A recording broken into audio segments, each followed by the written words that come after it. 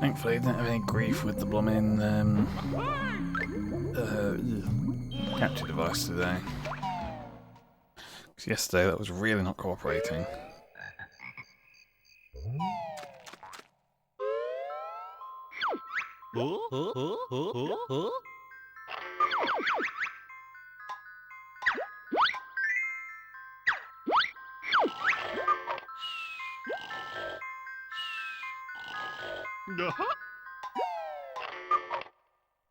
Right, so we established last stream that we need to go to Rusty Bucket again first. I forgot to hit the witch. And then once we've done that, we can then move on to Click Clockwood.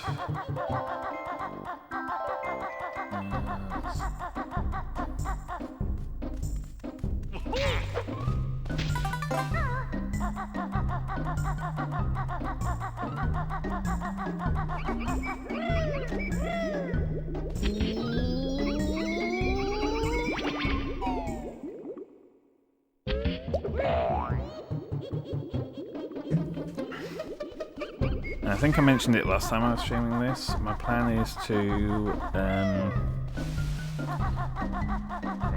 finish Grunty, then come back and get the stop and swap items. And then one thing I think I am going to add in, I'm not guaranteeing that I'll do this, but maybe as an encore if I feel like it, depending how long it takes me to get through it. Otherwise, I'm considering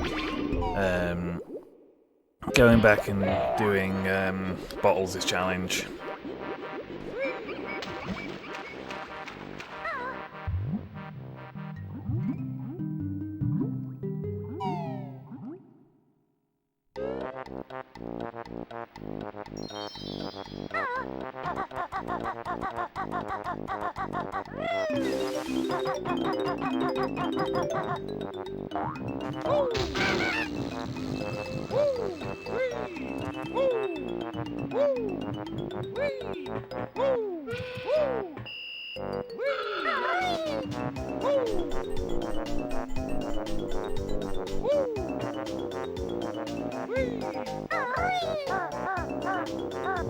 Oh, I thought I wasn't going to make it.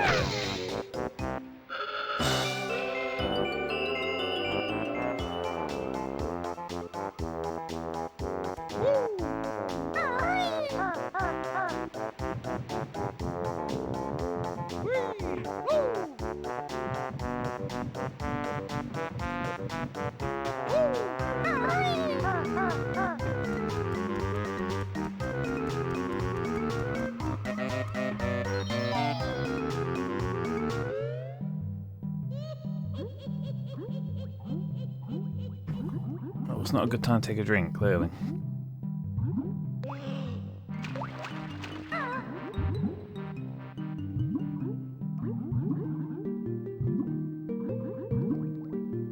How am I doing for golden feathers right now? 17. Okay. I was going to say, I'm going to have to go through like the tunnel with the wiggling roots if I go directly to Click Clockwood from here. If I've got quite a few golden feathers, then that's fine.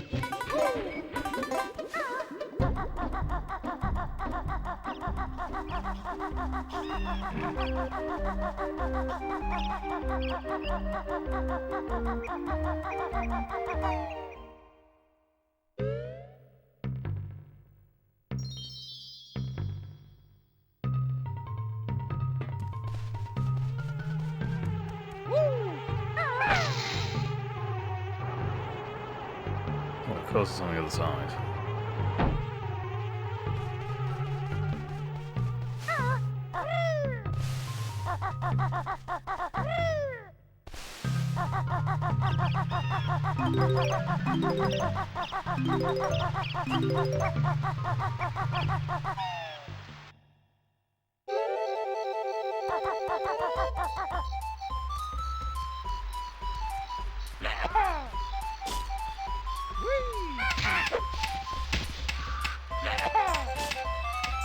Do I have to be a bee to get that? Surely not, because if I have to be a bee to get that, then it negates the point of even getting it.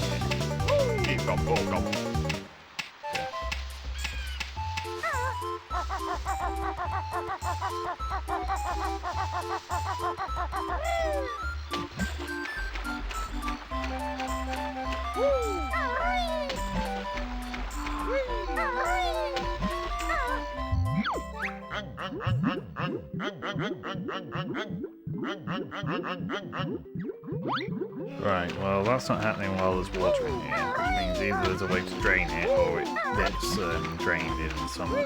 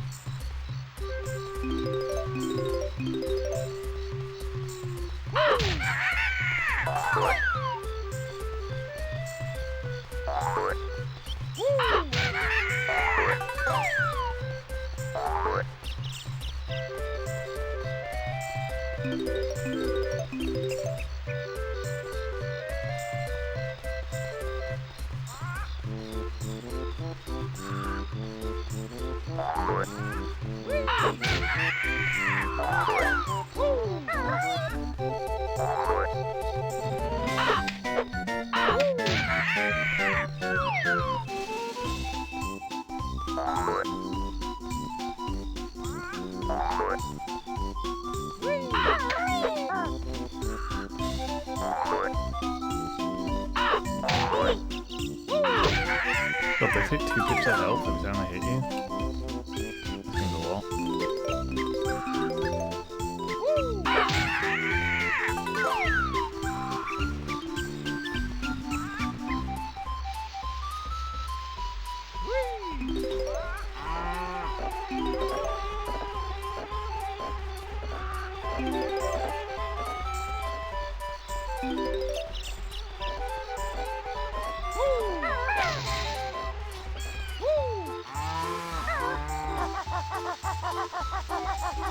I've never really understood why there's like a weird Tarzan yell in the music for this level.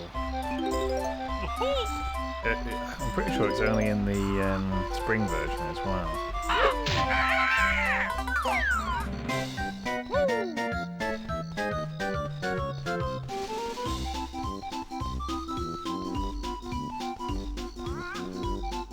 Oh, fucking hell.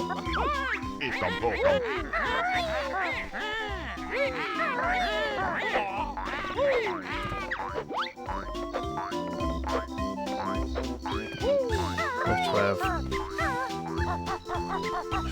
holes that are just hidden.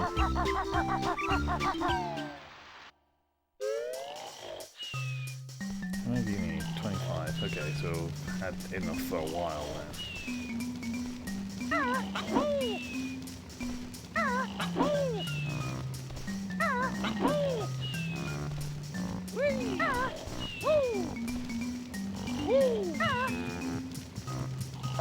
Anything important up here?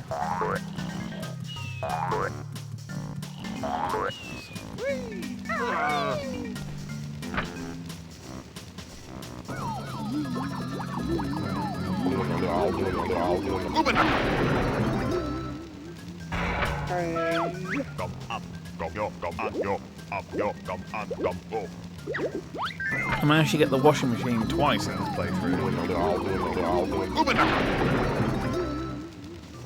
I thought the washing machine was meant to be fairly rare.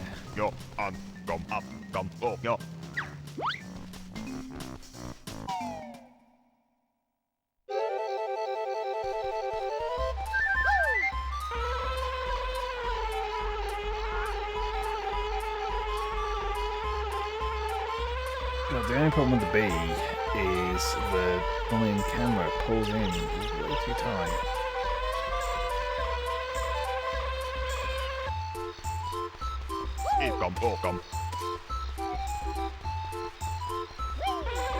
So the bee is able to stand on those, not that there's much reason to.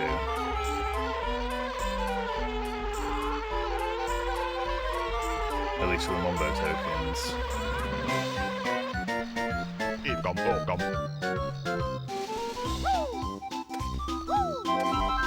Unless you skip to transformation in an earlier level, I guess.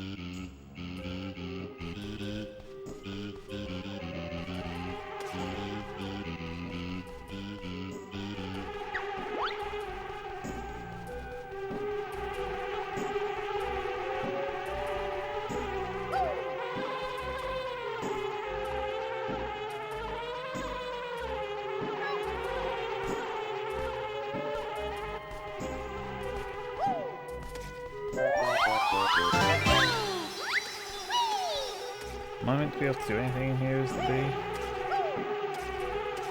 Hell, for that matter, am I meant to be able to do anything anywhere as the bee? I know there's a like a mini game you do as Banjo where you've got to fight all the bees, but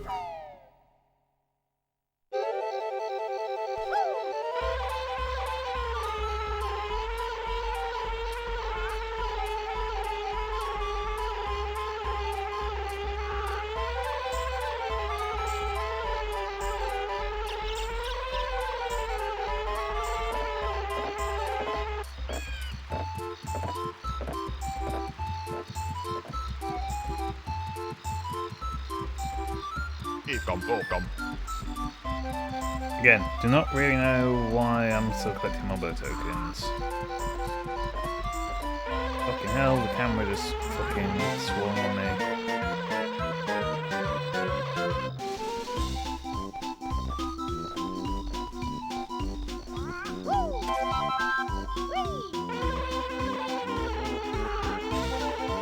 Oh, I'm going to come up here and doing this as the bee, but I'm going to have to do all this whole flying as a Banjo again anyway.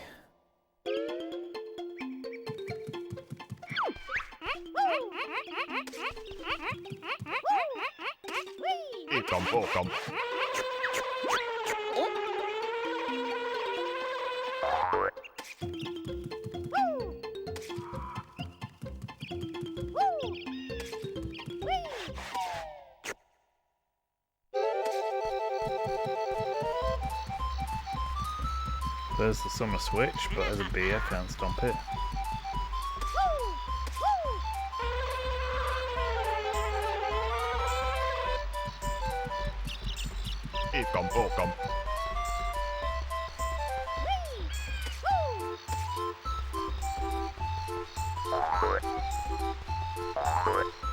Can't do it with that either.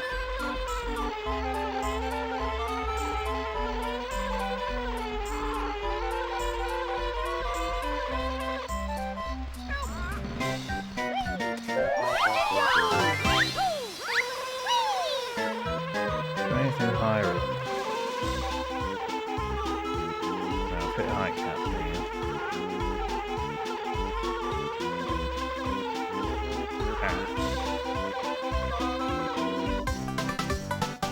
So presumably that's the main reason I want to be a bee.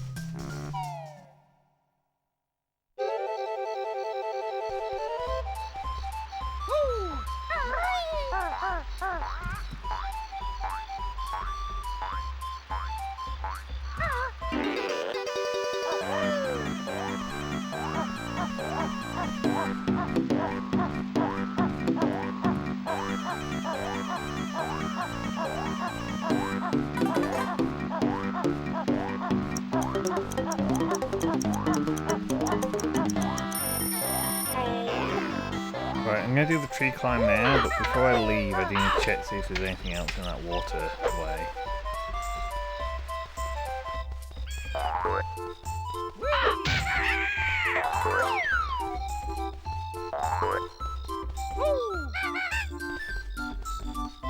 Right, so where does the climb start? There. So nearly a full circuit around from where Mondo's is.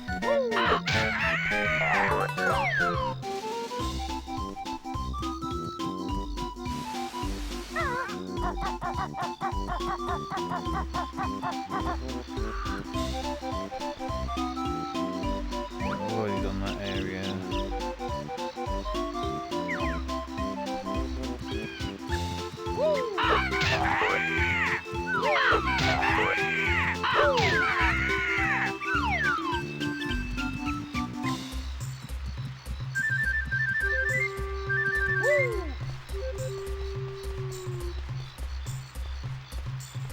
Can I get in here as Banjo?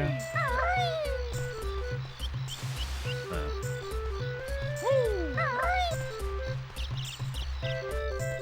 I probably will just double check a guide before I move on to the summer, just to make sure I've done everything I need to do in spring.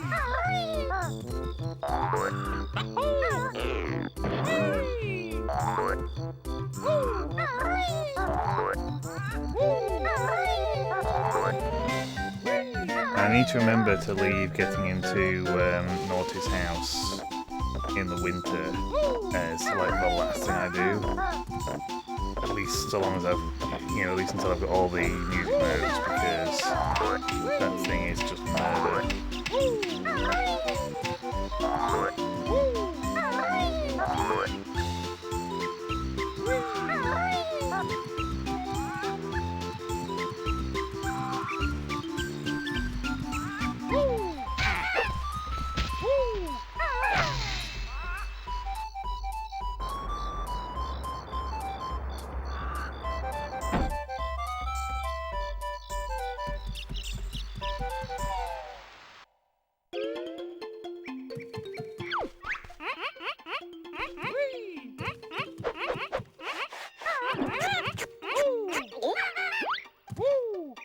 Do I need to steal that?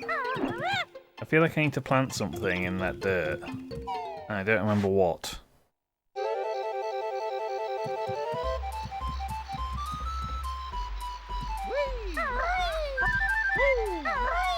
Quality camera as well.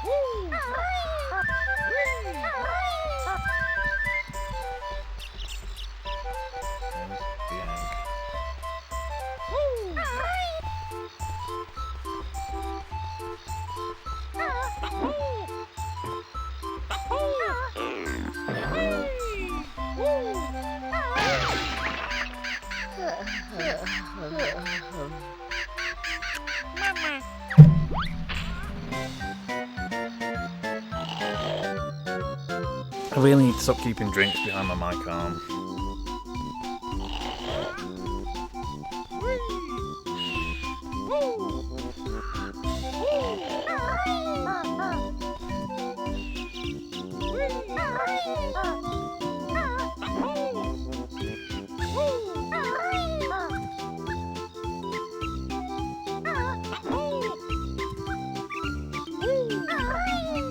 Shit. Oh,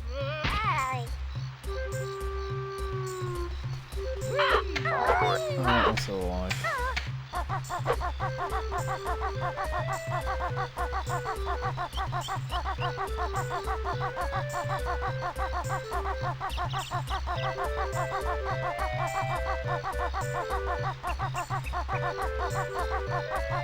On the plus side, unless I discover anything going forwards, I can be fairly confident that there aren't any music notes along the tree climb in the spring at least. Which means I can quite safely just grab the ones around the circuit and then leave if I do end up taking a death.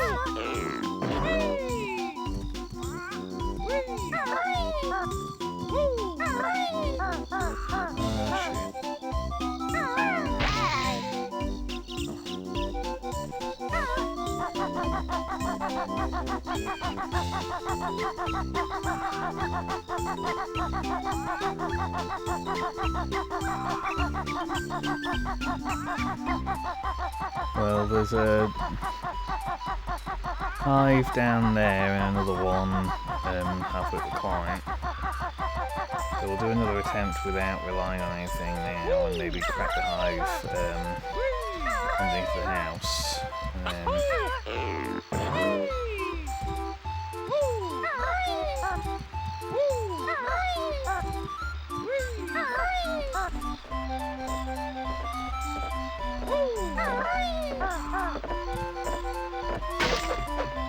I was going to say, I hope to God this one doesn't have bees, because if it does, I do not have the room to avoid them.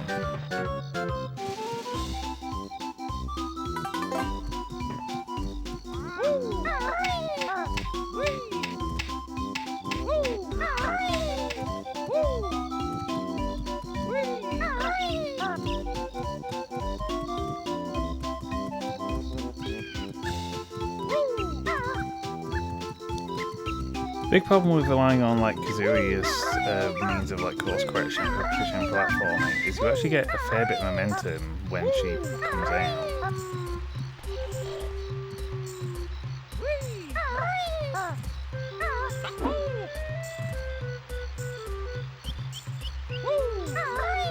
She gives you a lot more lateral movement than she does height.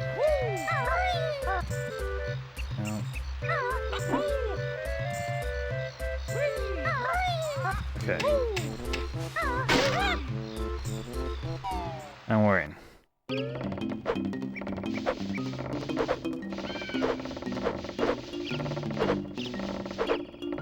What's in here?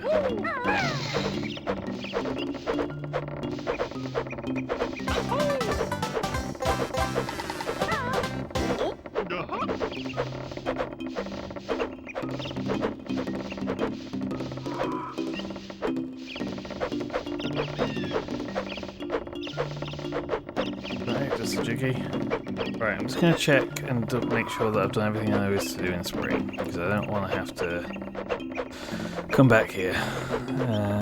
Let's see.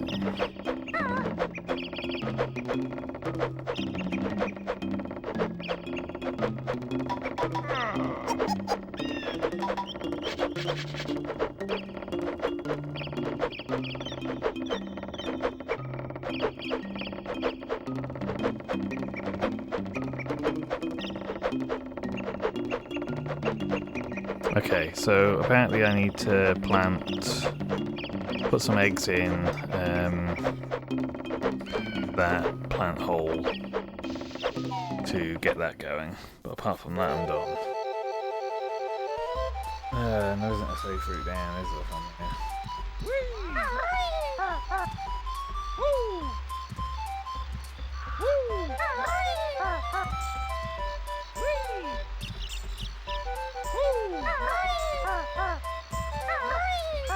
Oh, fuck.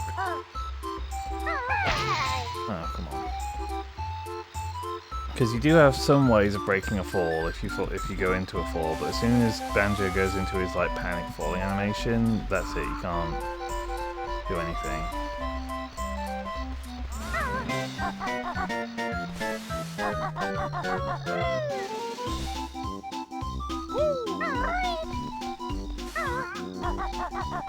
Dirt patch, and I also want to double check that there's nothing else in that stream that I care about.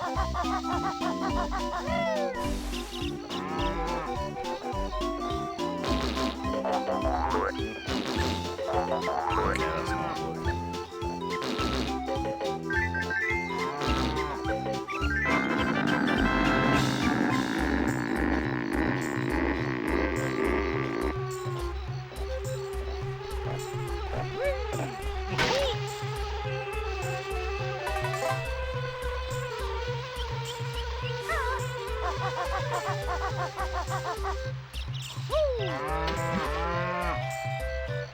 Okay, so there's nothing there.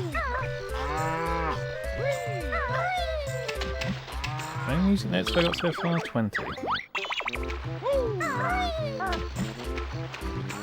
Given that I got 4 at the hub world, that sounds a bit low, but I'll take the word for it.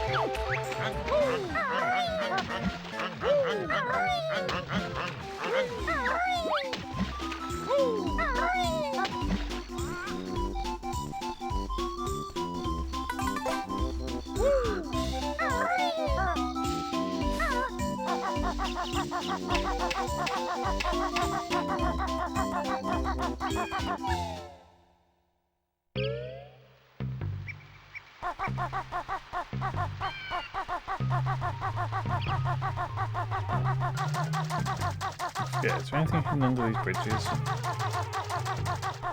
Doesn't seem like. Oh, there's one golden pearl. It's better than nothing, I guess.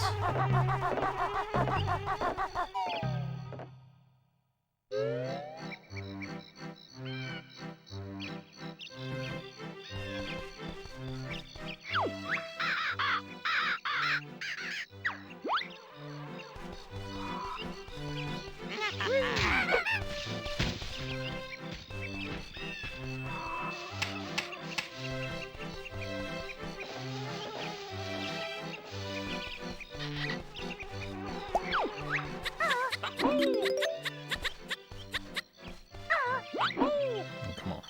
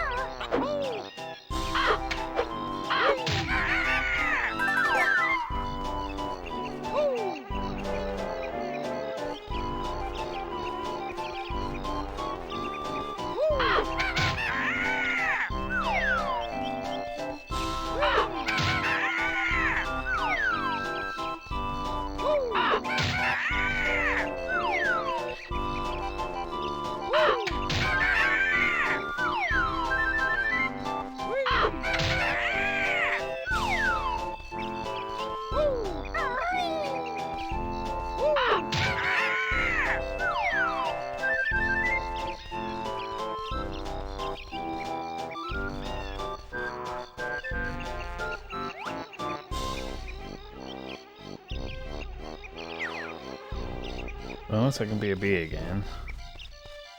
Not 100% sure how I get there.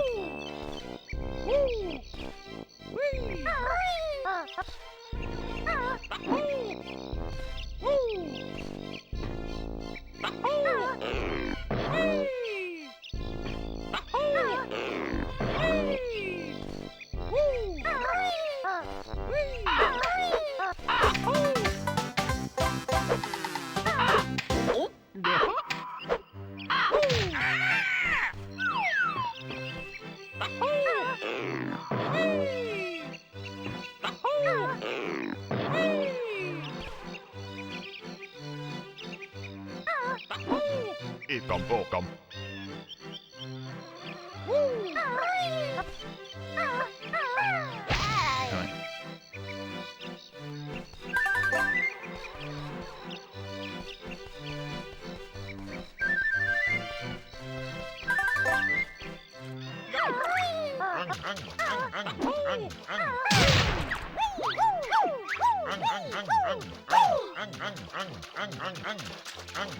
Welcome.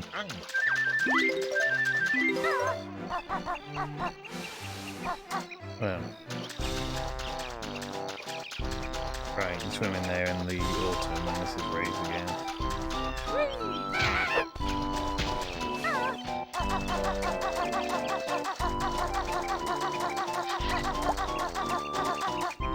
Yeah, I don't really want to spend the effort to go all the way up the tree unless I've confirmed I've got all the caterpillars I can from down here.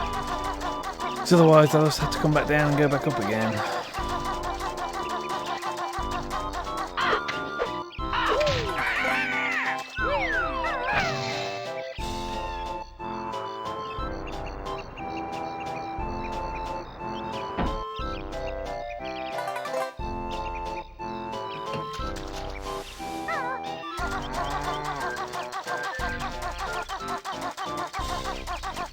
Yeah, so many of the blooming jiggies on this level end up spanning all the seasons.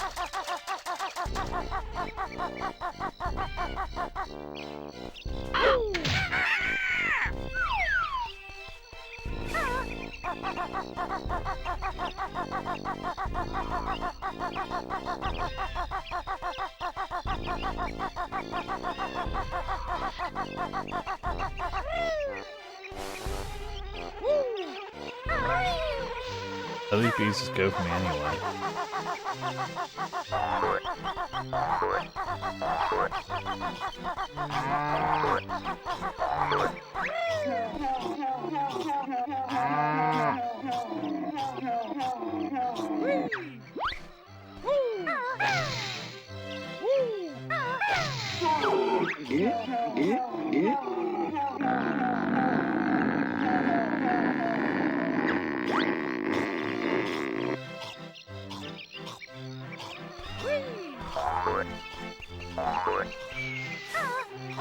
It's hardly the first item on my list of complaints about nuts and bolts, but it is a shame that Gobi didn't come back for nuts and bolts.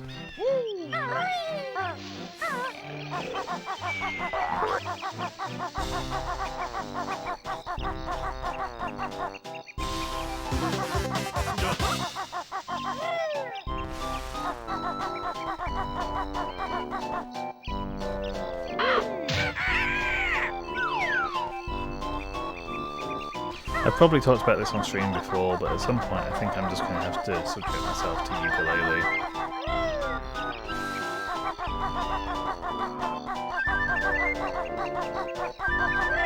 I never end up buying it myself, and I've not heard great things about it.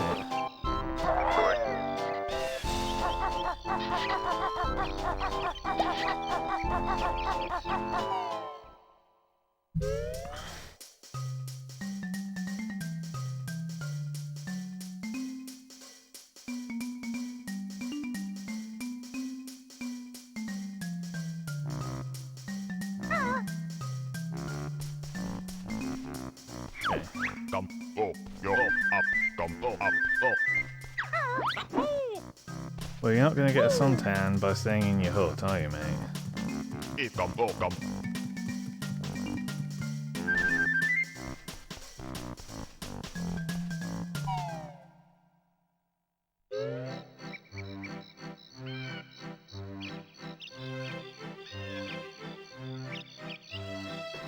Okay. Oh, great.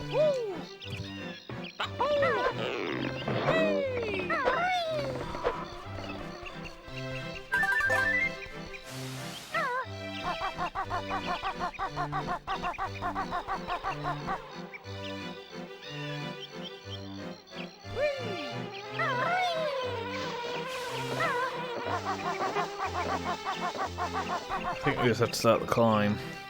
It feels weird that we don't have 5. We got 4 from the bottom, but not 5 in terms of caterpillars, but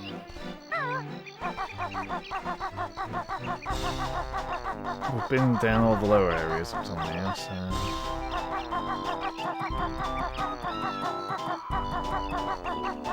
okay, what was here?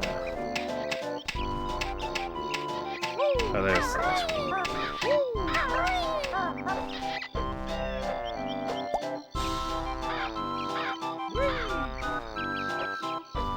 The only other thing over here is a Mombo token, which again, yet to see evidence that I need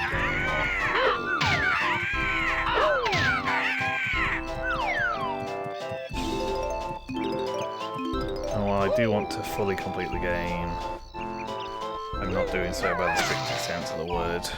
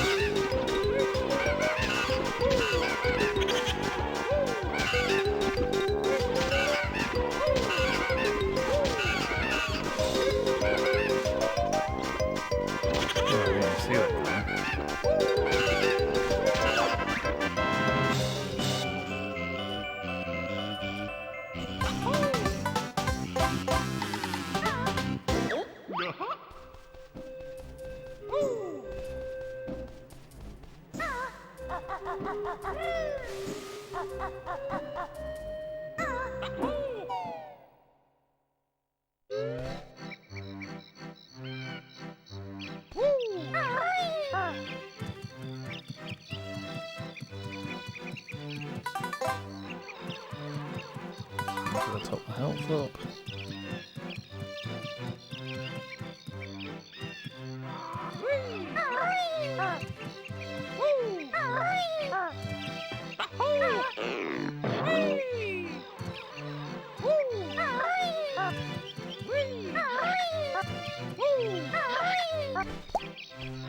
Well, clearly there's more caterpillars than you actually need.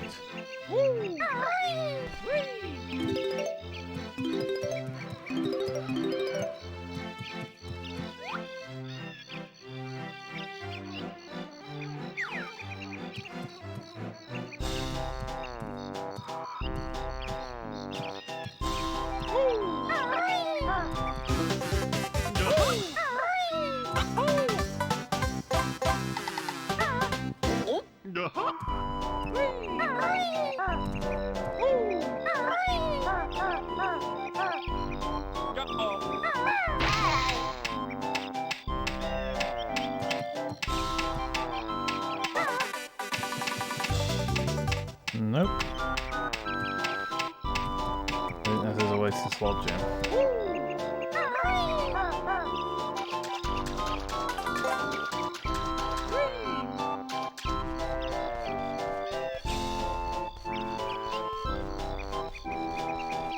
Right. Let's go back to climbing, shall we?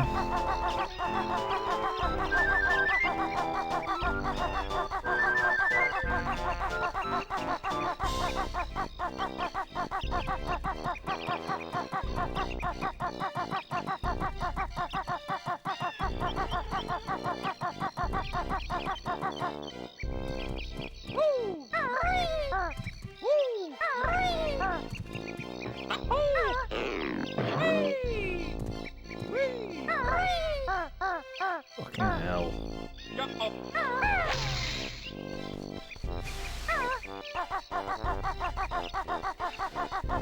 Good thing you can use the slam to reduce the amount of fall damage you take if you time it right. Right, up we go again.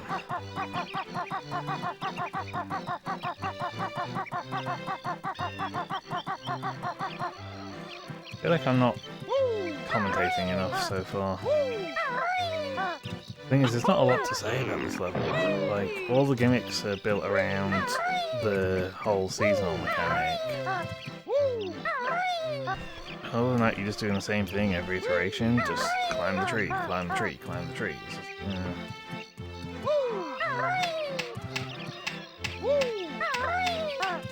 it's fine, but it doesn't exactly,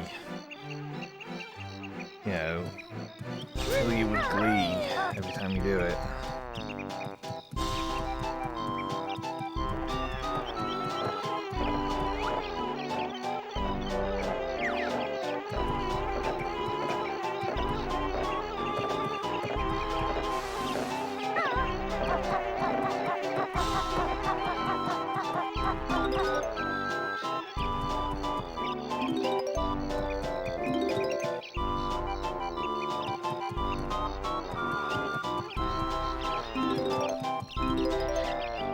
Can I carry caterpillars between seasons? I've already got enough for this season. Right then, Nabnots, what you got for me?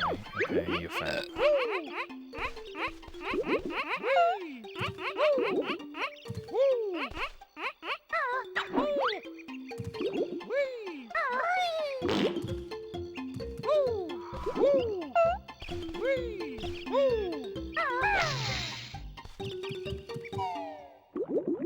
Am I meant to be doing anything with Nabnots? Okay, join the fall.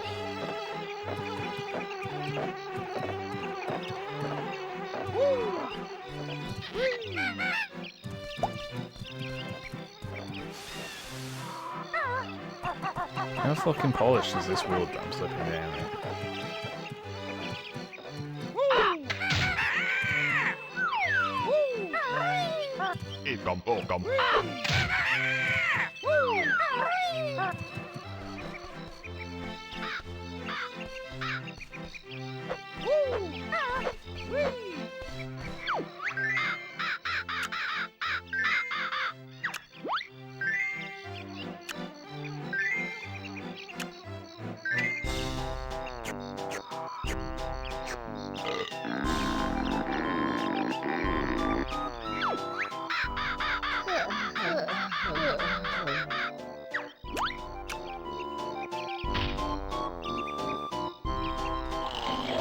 I only have to eat once a season.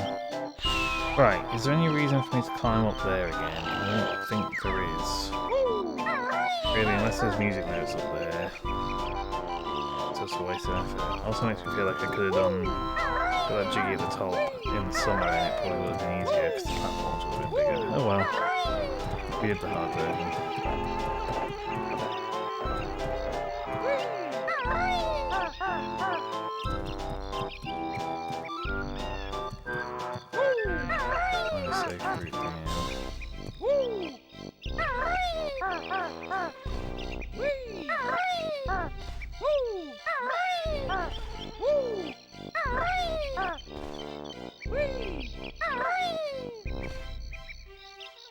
Right, I think that's everything we need to do in the summer.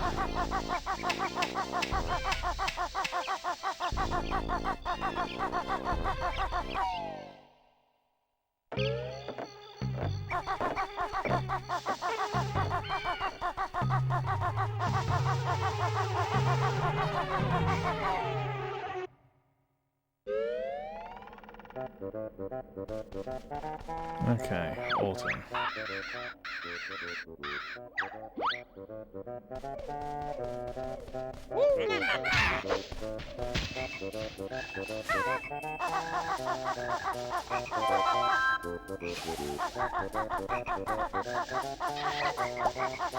Oh good, they do carry between seasons.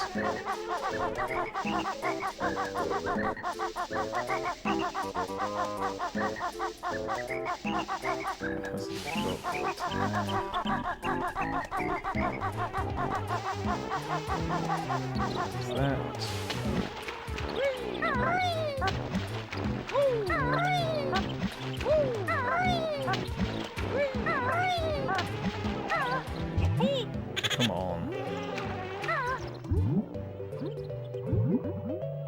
In the middle of diving there.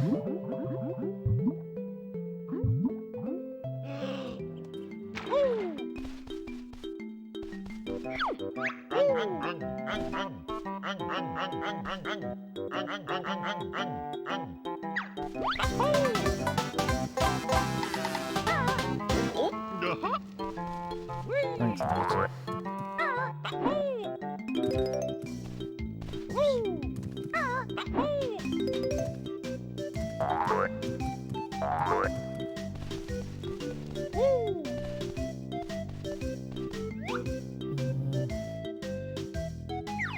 Nothing else in here at the moment. Again, we need to come back here in winter, I think, to get an empty honeycomb. But at the time that you do that, the water is kind of lethal, so...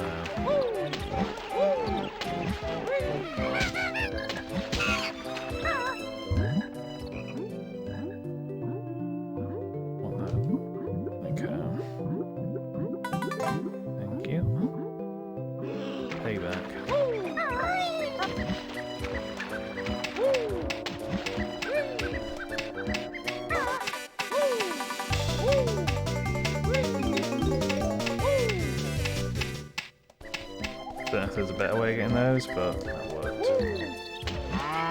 There's nothing that's strange.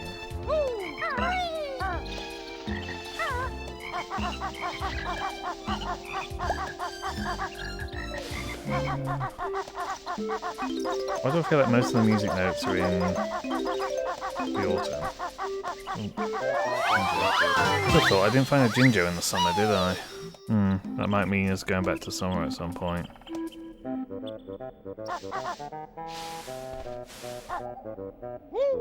Is this plant done with? Or do I have to hit Gobi again?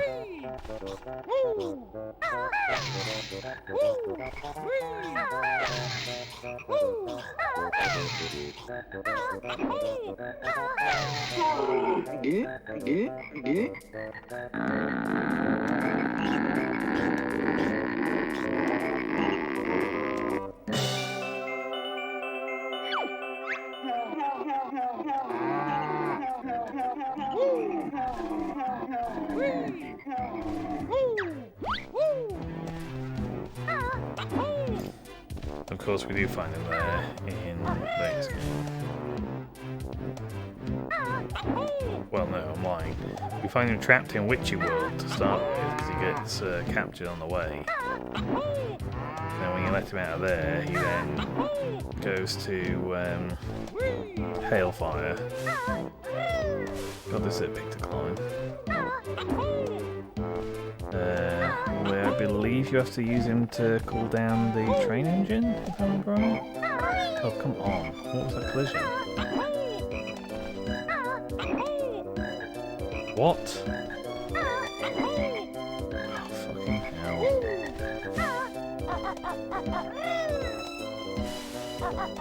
We designed the most awkward fucking collision model and then told the player to climb it.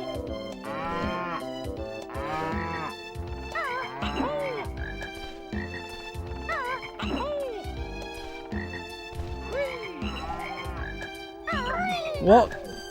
Why did I just clip through it?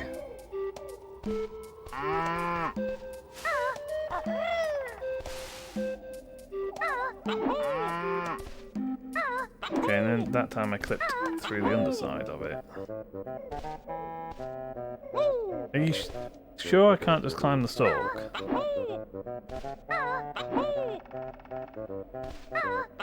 That seems like the obvious fucking answer.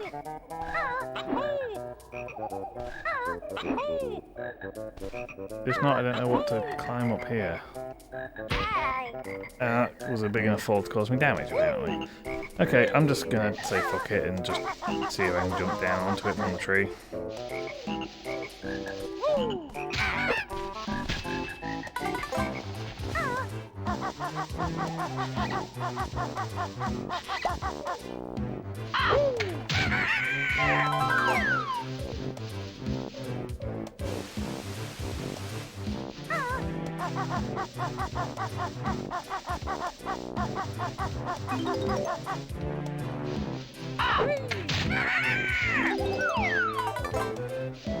See if anything relevant is going on this time.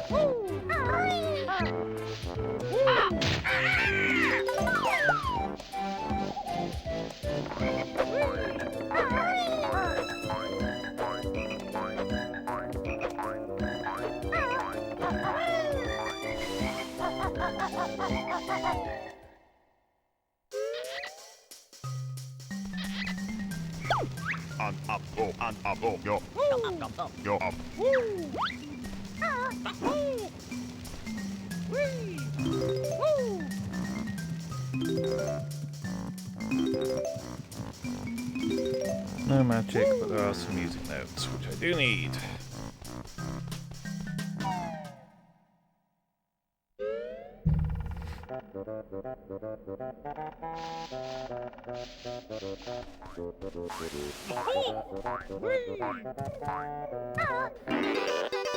Caught me out last time as well.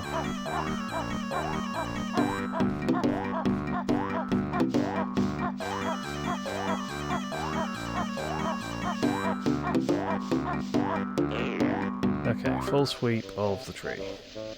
Anything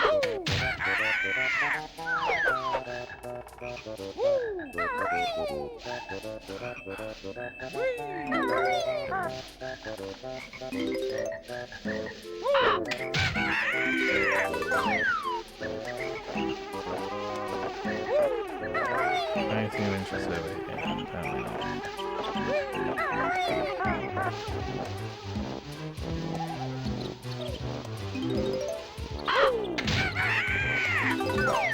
I do feel a bit like on the difficulty curve, Rusty Bucket is kind of where this game peaks out. And this is just a bit more of a enjoyable romp level type thing. It's not as demanding as Rusty Bucket is, in my opinion.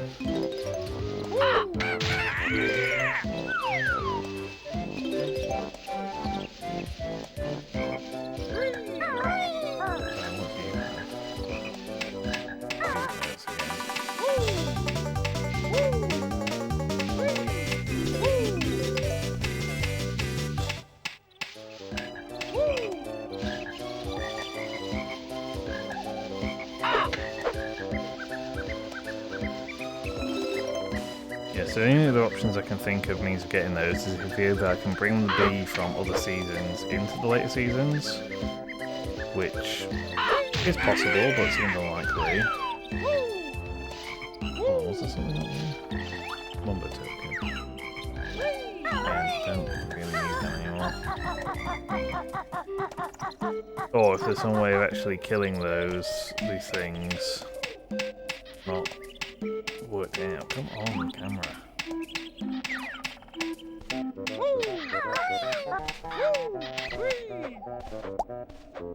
There's nothing else I care about here, is there? It's just eggs. I mean, don't get me wrong, I could do with more eggs, but there's an egg refill before the boss anyway. So I'm not desperate.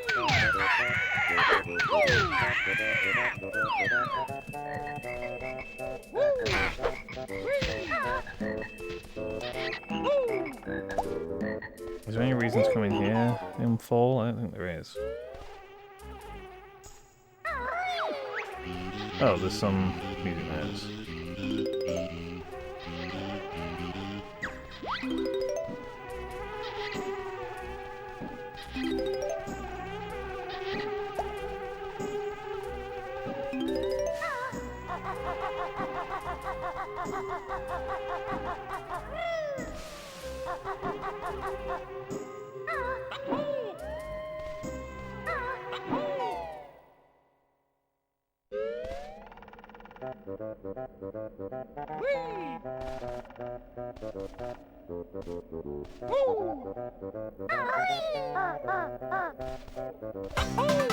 At least get that.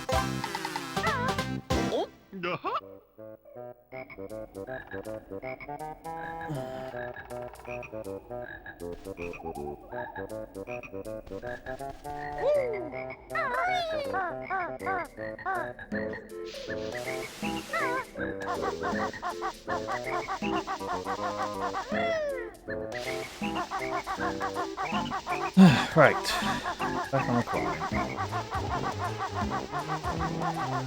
I'm gonna help.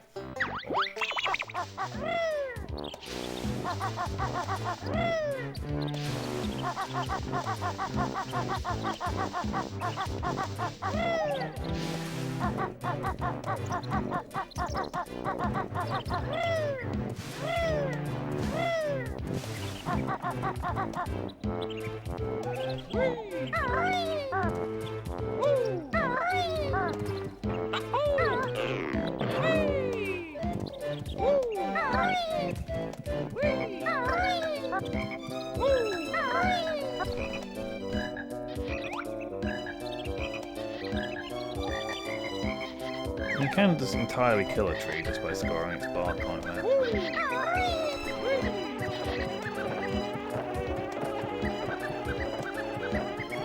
Really? I've got a platform all the way around to the back and you've got nothing back here?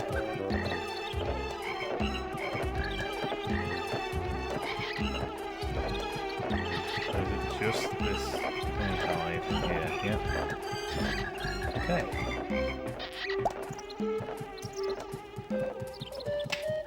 course you put a flying enemy on the thin platform.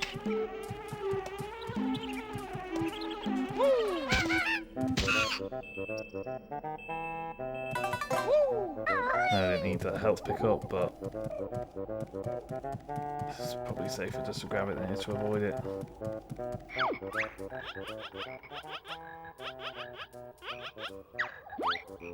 Not so far, I haven't, have not.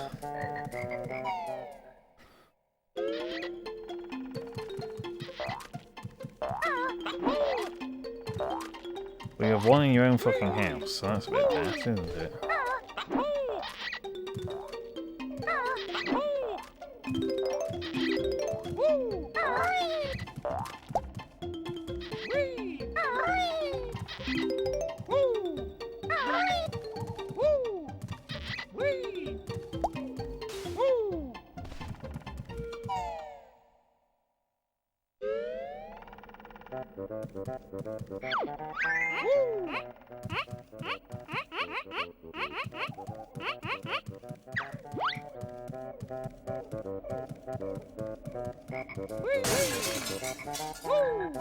Just smash your window, why not?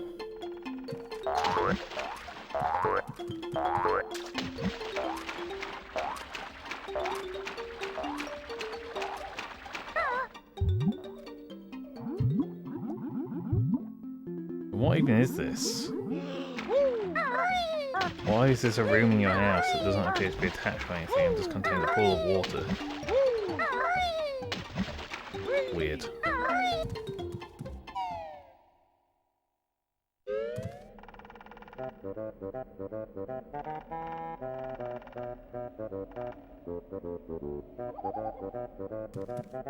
I mean, gingers everyone. Hurry.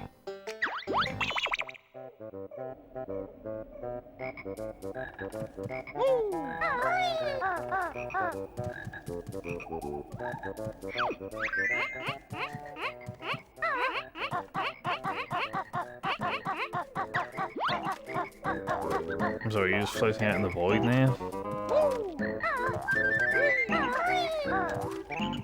Great.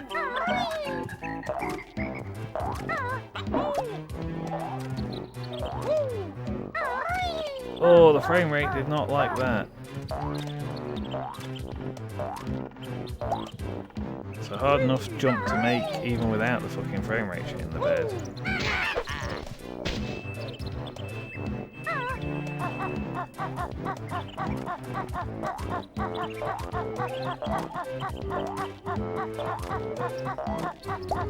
I say, pretty sure my model is clipping into that thing hole. I don't know why it wasn't collecting for a while there. Right. I'll try and make this jump again. Yep, I definitely collided with it there.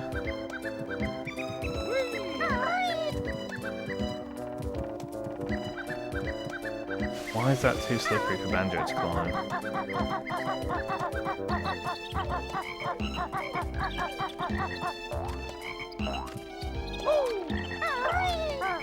Again, definitely collided with it. So annoying.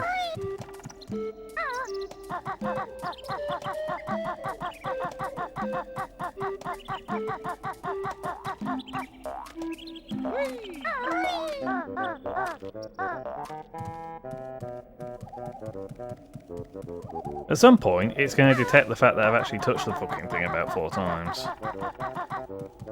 Why is its actual collision box so much smaller than its visual model?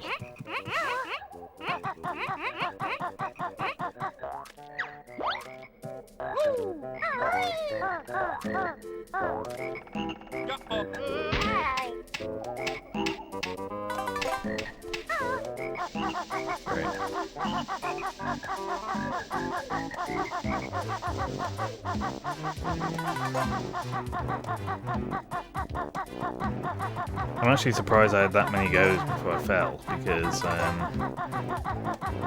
while you're making those jumps, the camera is not directed in such a way that you can have any indication of where you're about to land.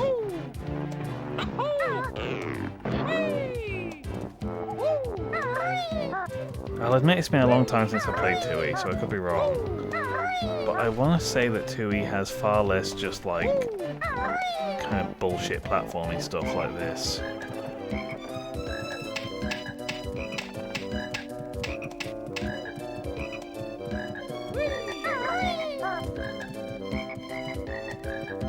Because to me, this is demanding a level of precision which is doable. I'm not saying, oh, you can't fucking do it, but it's asking a lot in terms of relative to the kind of responsiveness of the controls and the amount of camera control you have. I mean, it's the fact that pretty much the only camera control I've got is to change how closely zoomed in the camera is and turn it left and right by intervals. Nope, missed it again. There goes another 4 pips of health.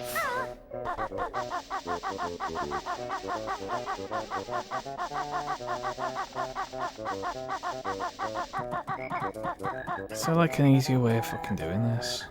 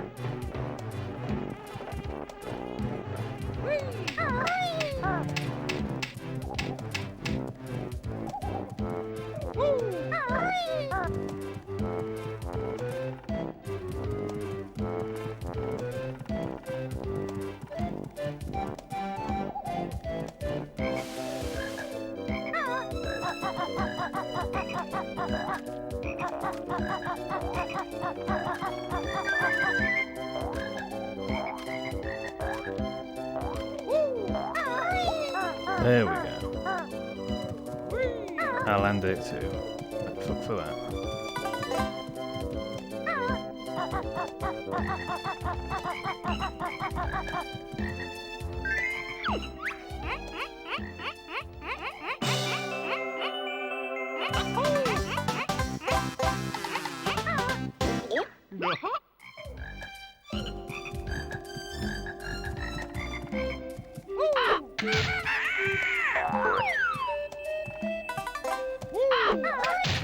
Crap, crap, crap, crap.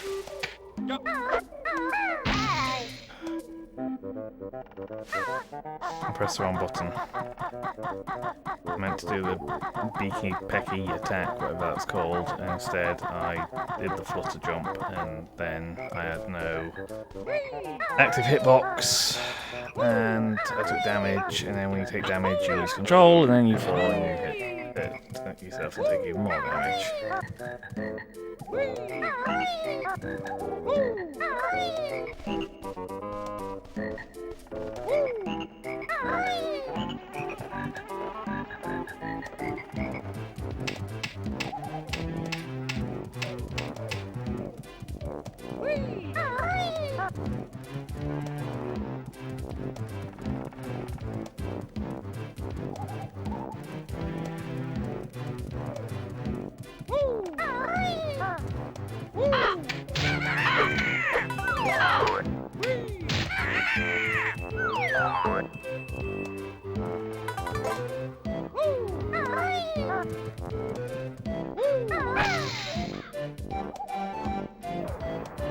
Again, I'm not climbing the rest of the tree if there's no obvious collectibles up there.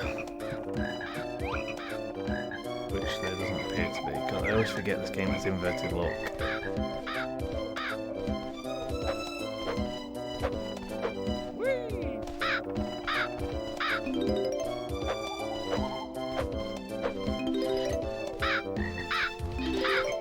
Oh, so he wants me to bring caterpillars and one of them's just behind him, lazy bugger.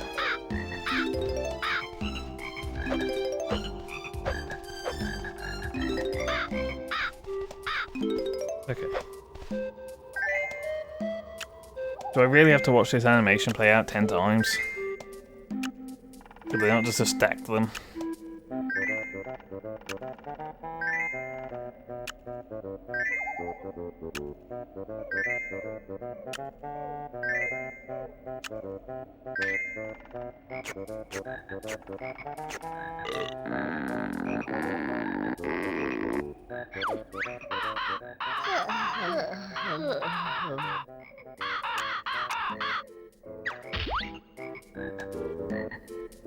That's also why I go to sleep. I just fall flat on my face. And then I'm immediately unconscious. There's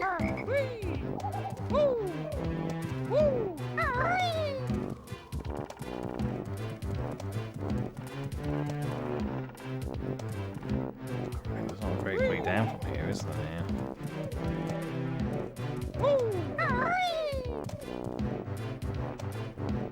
I guess I can try and get onto those leaves. Oh no, get onto this platform.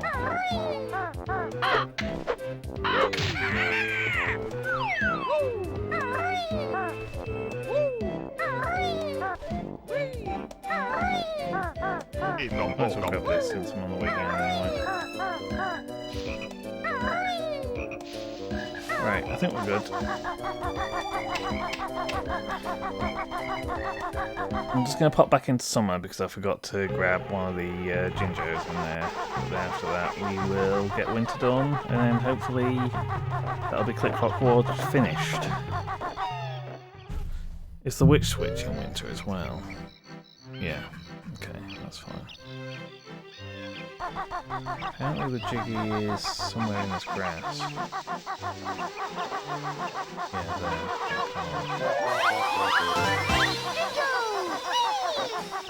there. Jinjo.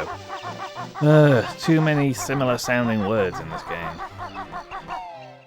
Doesn't work well with my old man brain.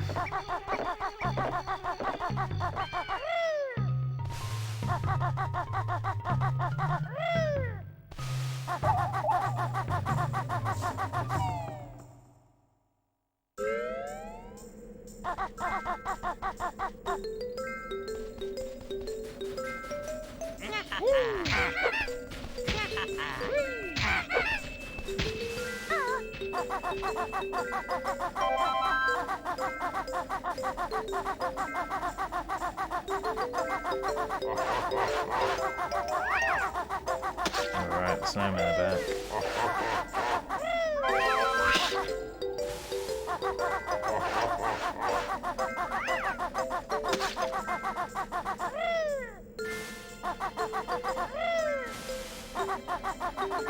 So what is Mumbo doing? This was one of the questions I got wrong. Oh, he's just not here.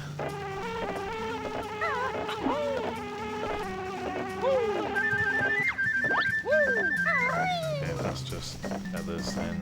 We'll leave them in case I need them later.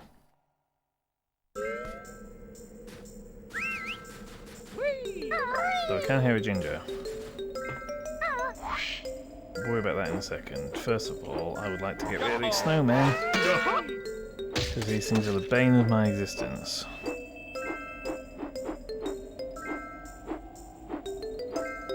Where is that ginger? Is it on top of Mumbo's? Yeah. No? Yeah.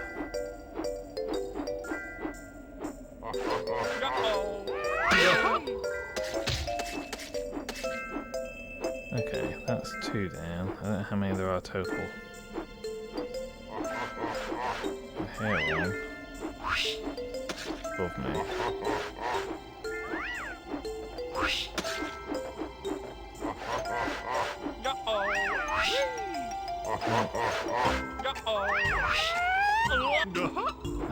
Okay. That's fine, I can live with that.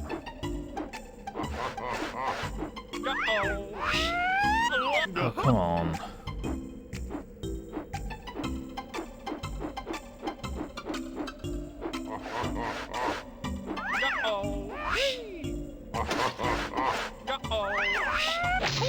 Fucking hell.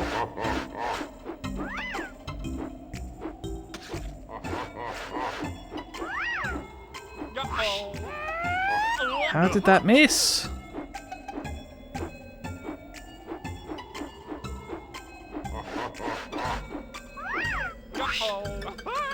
Up, off.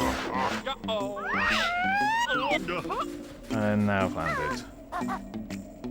Great.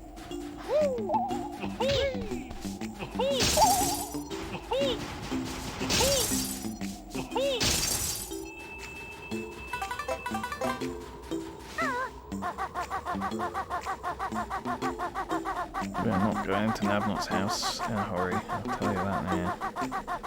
Not Nabnot's, Naughty's.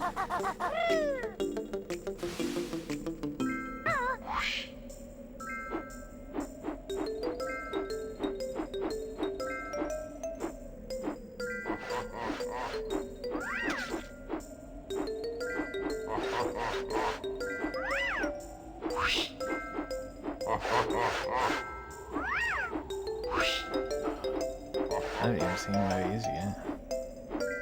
One there. One there. Okay, one, two. There we go.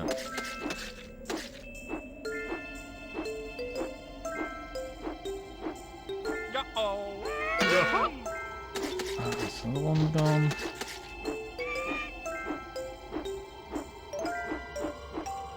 Are there any more on the higher section? Just that one down at the bottom there. I think it's just that one below me now.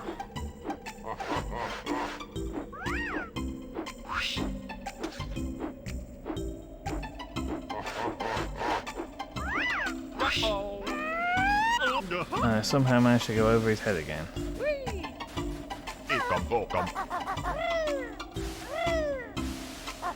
Quite frustrating.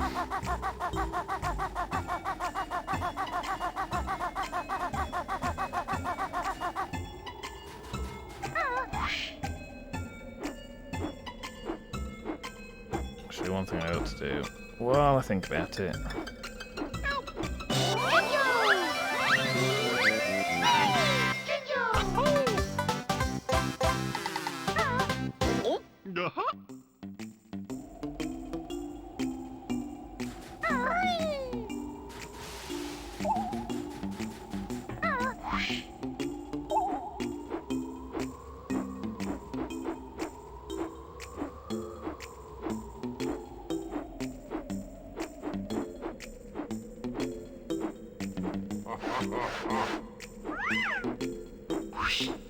Okay, I was coming in too low. I ascended to get more height. Okay, never mind. There's a guy up here as well. Clearly. Coming in too low again. Again, this is what I don't like about... I don't remember whether TUI ever demands you to be as precise with your charges as this game does. Okay, let's get this done.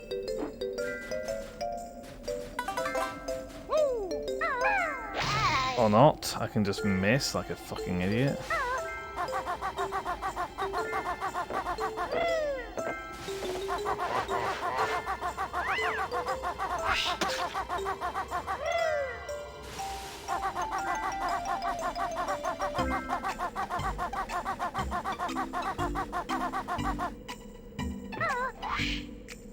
It's a good thing I got the double feathers cheat, isn't it? Because the way things are going, I'm going to be running out soon.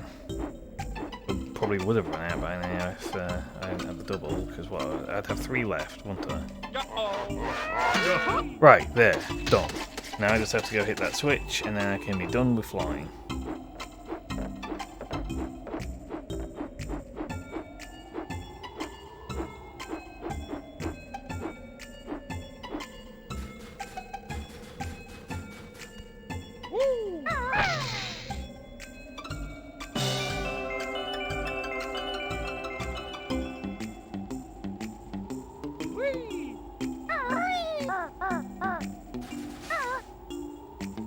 So that's the area we came in by. Might as well get some health. Let's exits here. We've already been to Mumbo's.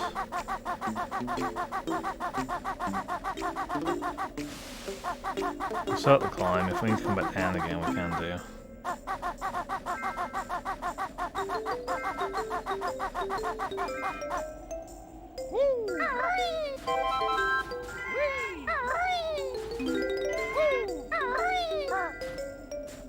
God, they just put ice physics on everything.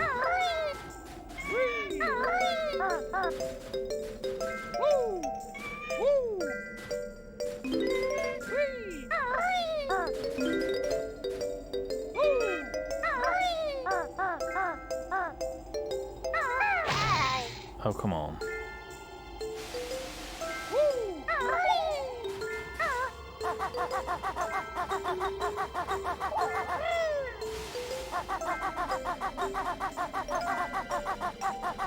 I'm going the wrong way, aren't I? This way if I want a quick climb.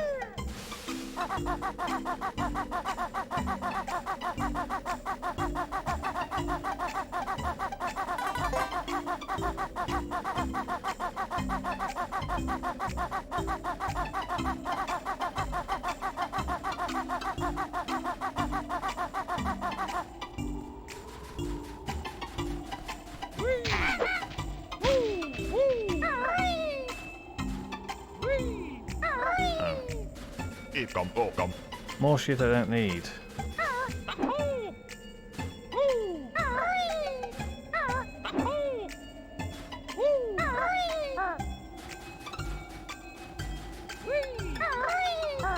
And I failed to make the fucking jump.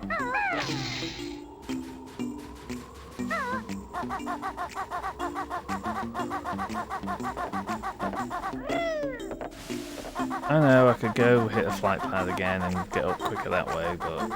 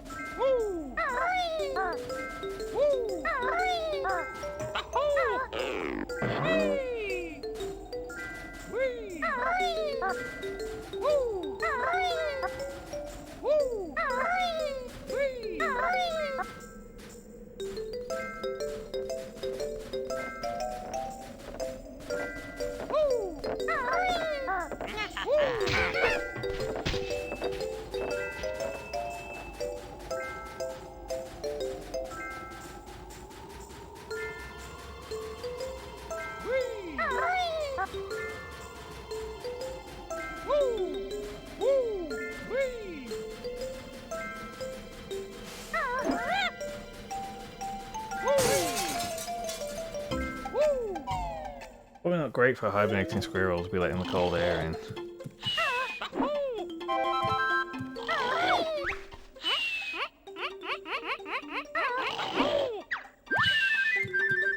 He found himself a mate at some point, clearly.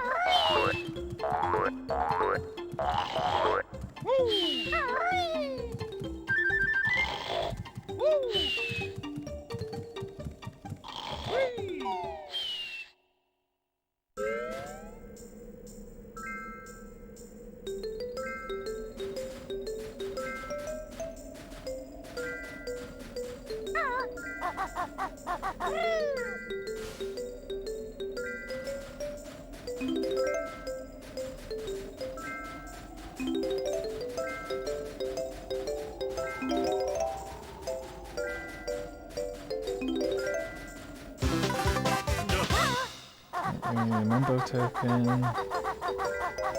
Anything up here? There's a flight pad.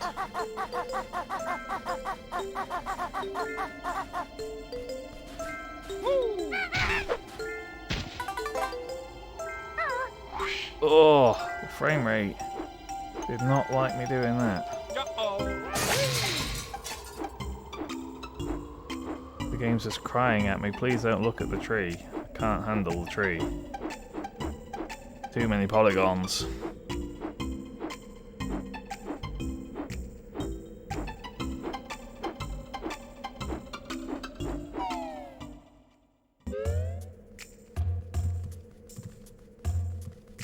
Oh.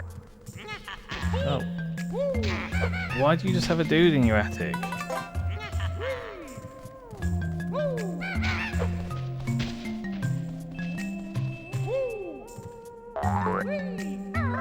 I don't have a dude in my attic.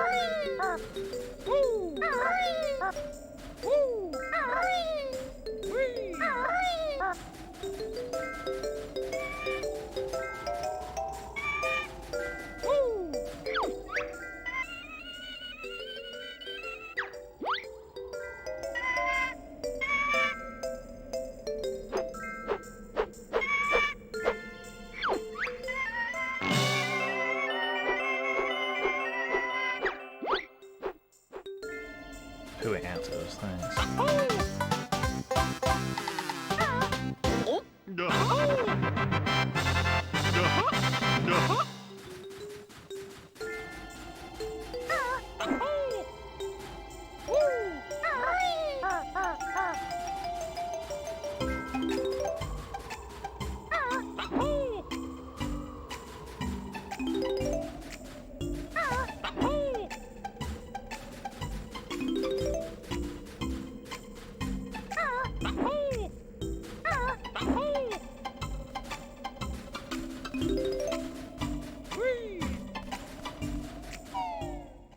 Is there some more in here? No?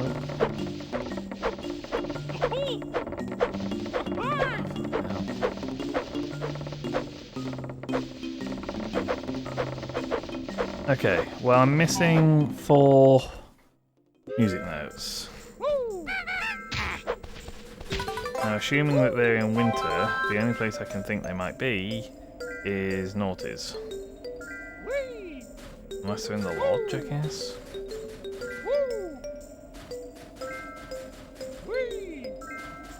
I mean, I'll do another loop of the ground level as well.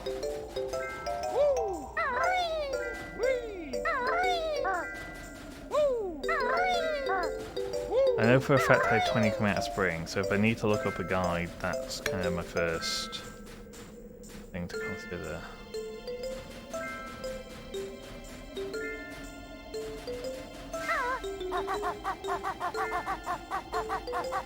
Oh, actually, I've not been in the pool, have I? Probably worth checking this out before I jump to conclusions. So I may have just shoved a few in here. No, just eggs.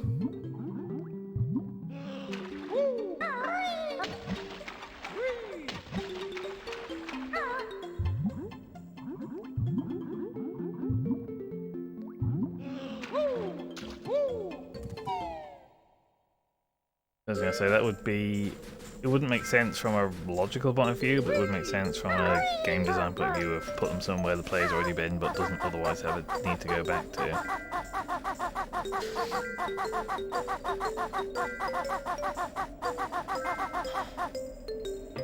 Can I get inside the lodge in winter or not?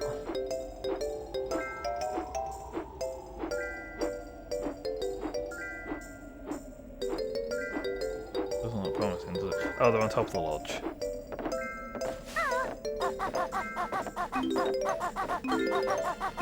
Okay. Sorted.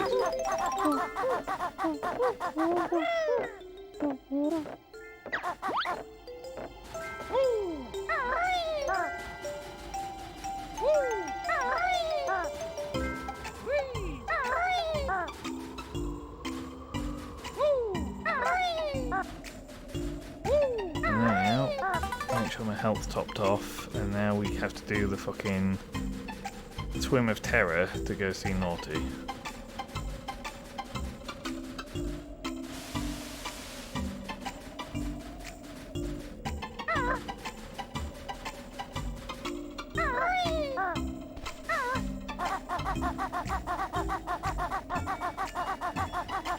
Oh, that life is a fucking... Oh, great.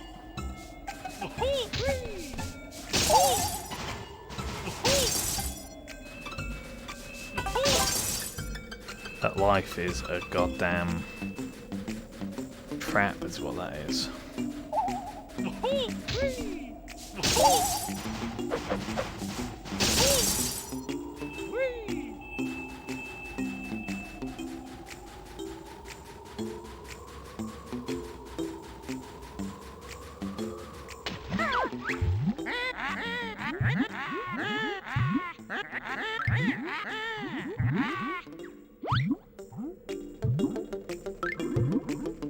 Nope, it wasn't in there.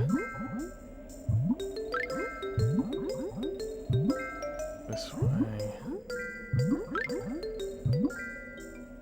Oh, come on.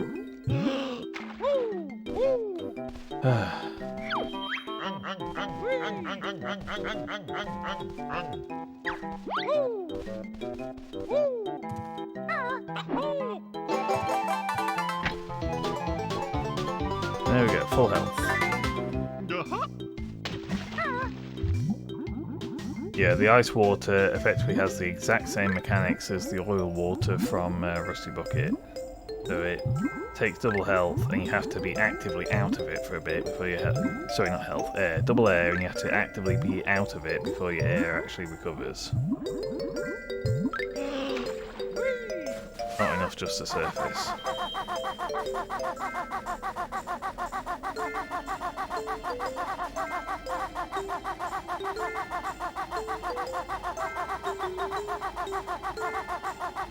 Right, so we need to go back to Spring, get our bee transformation back so we can pick up the last Jiggy in Grunty's lair, and then we're good to move on to the final boss. I will probably take a bathroom break before we start the final boss, but...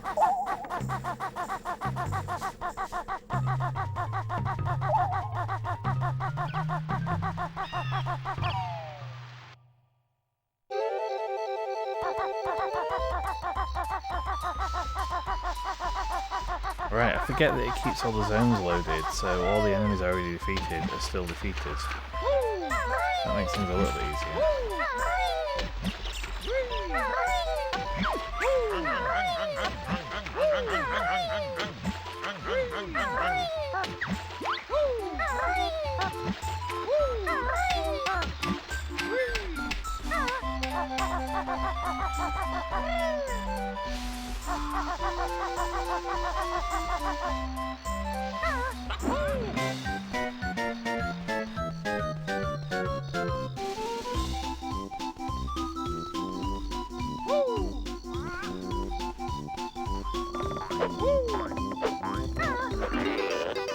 I don't really need this, do I?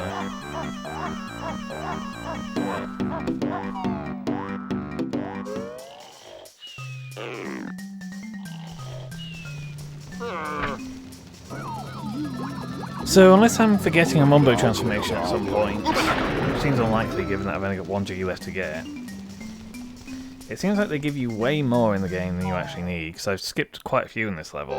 Like, I think I probably could have got up to 25 spare if I'd really gone out of my way to collect them. But I didn't see an obvious way of doing that didn't involve spending a bunch of gold feathers. Which would be fine, except I have no use for the Mumbo tokens anymore, so why would I bother? It's weird how all the Mumbo transformations in this game are entirely passive, because the ones in Tui that Number 1 gives you, most of the time they do have an attack move. Or they're like the Van and they're just immortal anyway.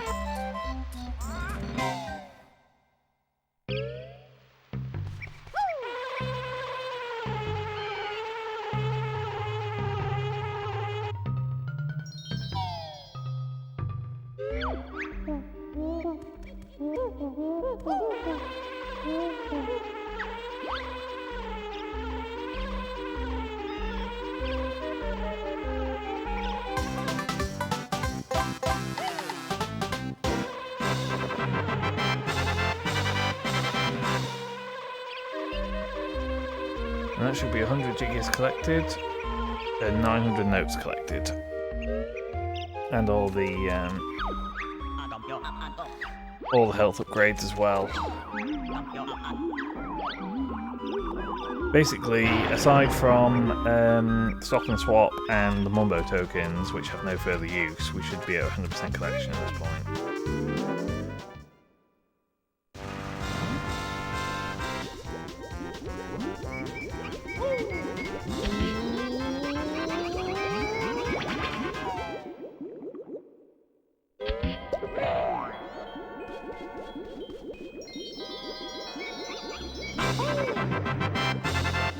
We're going to see that animation a lot in this room, I'm afraid.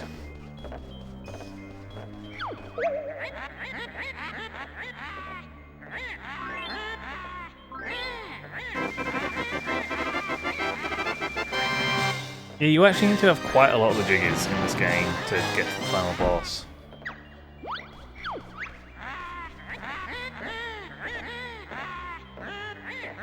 Which way is coming that way?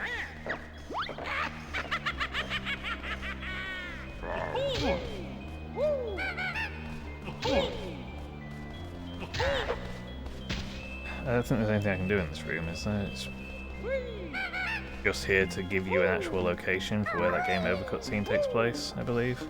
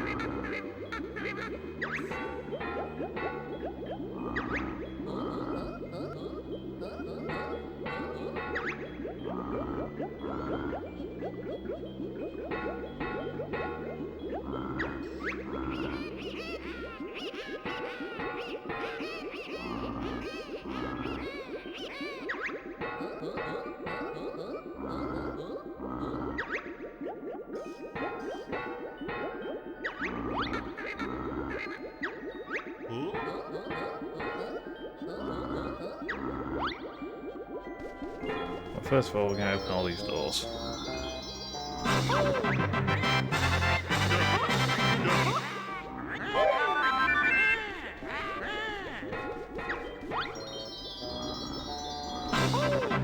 And they're just all full refills for your items, but they require you to have an awful lot of notes to get into these.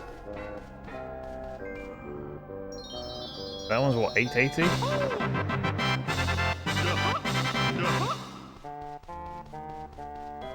Oh, there's another thing here. It requires 4 jiggers.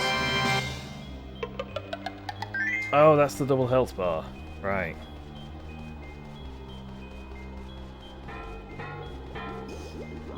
Which is weird that that's not, strictly speaking, a 100% reward, but it's so close to a 100% reward that it might as well be. Right, anyway. So we're now on the verge of doing the final boss. I'm going to take a quick bathroom break before we do that.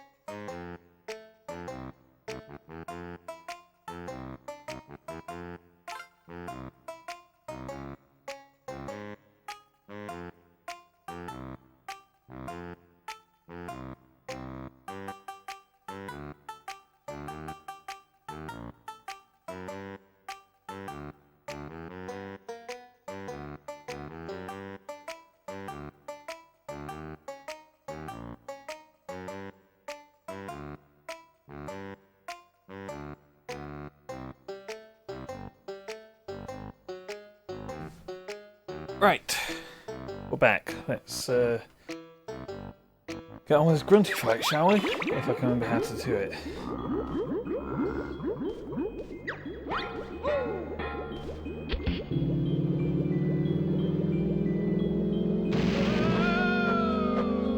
I do recall this fight being annoyingly long.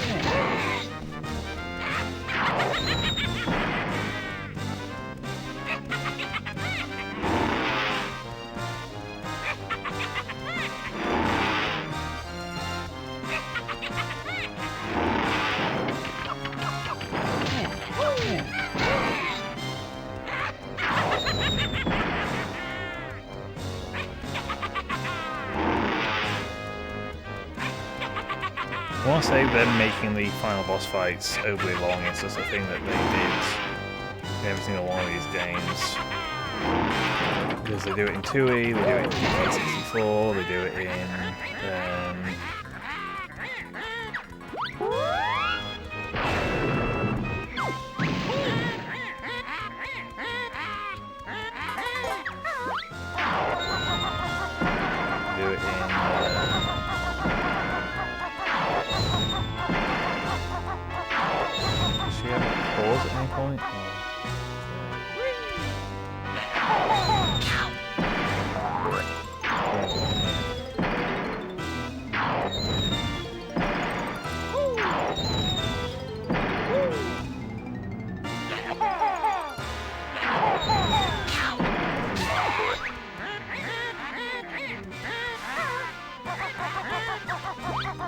He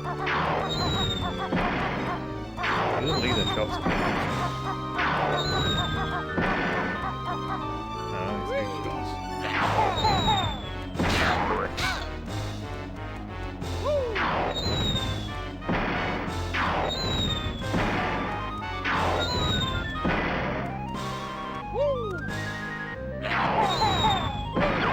Camera's not really cooperating.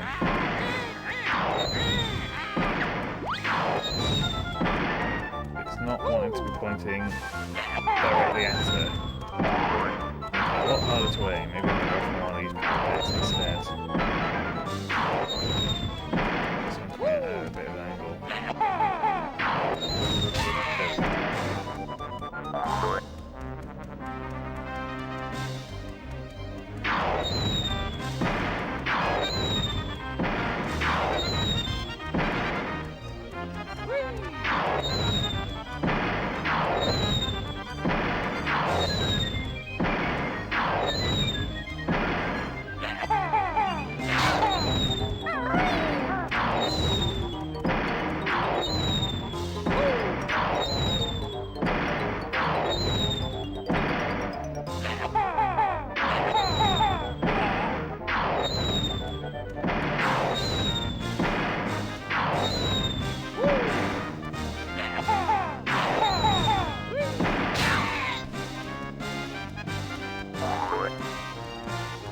It's very difficult to aim these shots, that's all.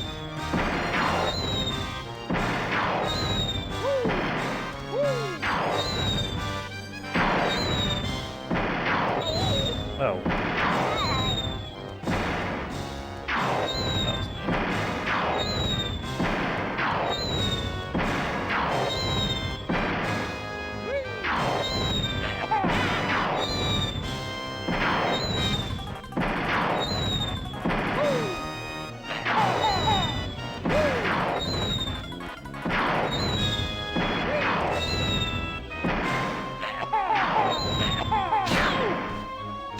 Oh, you knocked me off the edge. Great.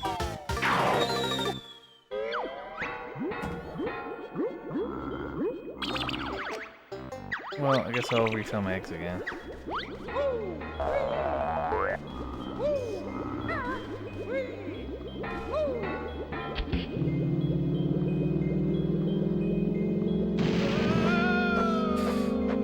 God, trying to do that with 100 eggs with how annoying it is to aim, though, would not be fun.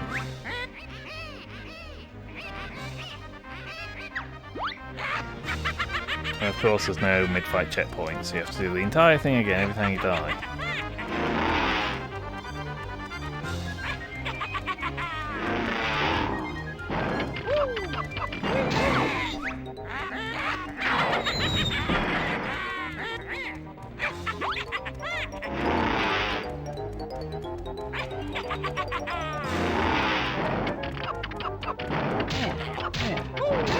What do we get, like 4 waves of this?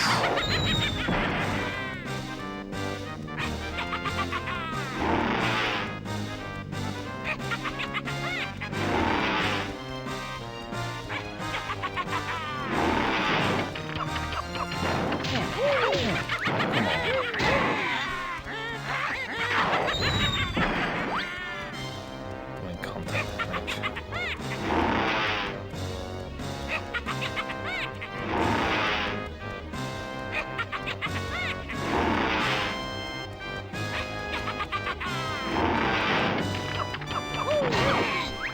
I really hate contact damage in games. Oh, I think I just need to be invincible for this.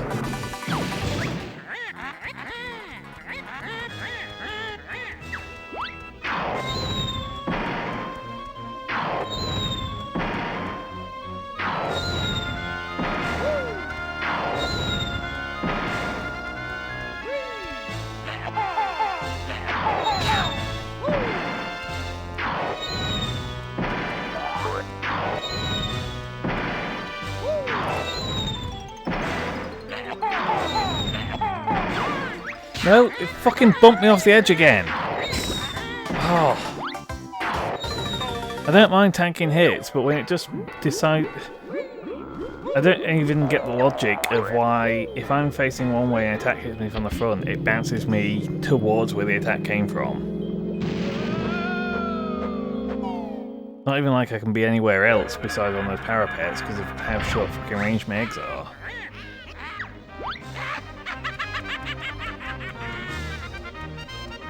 Now the camera's not even turning.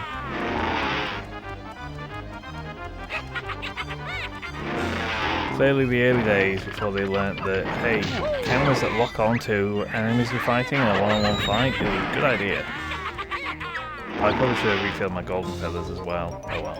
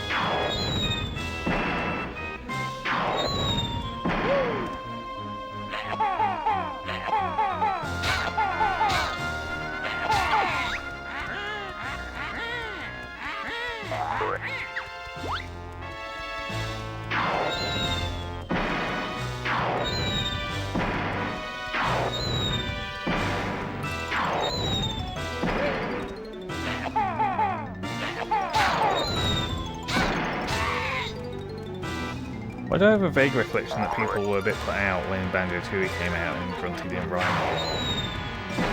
I remember it being a big deal, the fact that they made a rhyme again, like nuts and bolts.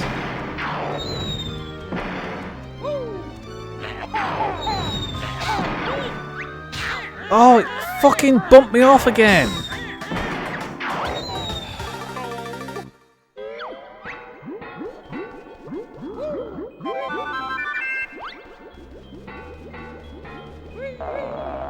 I'm just getting fucking screwed over. Not because, oh, the fight's difficult, but because when you fucking take a hit, it seems to bump you in a random fucking direction.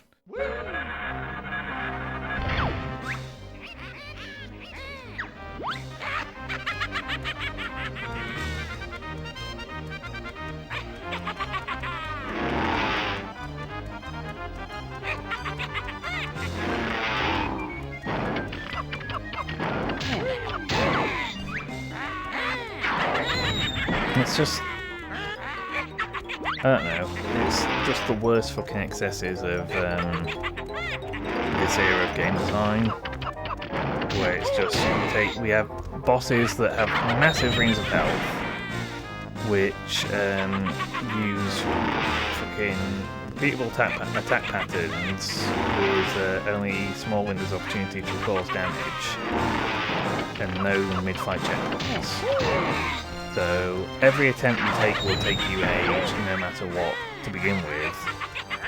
And then on top of that, every time you fail, you have to redo the whole thing.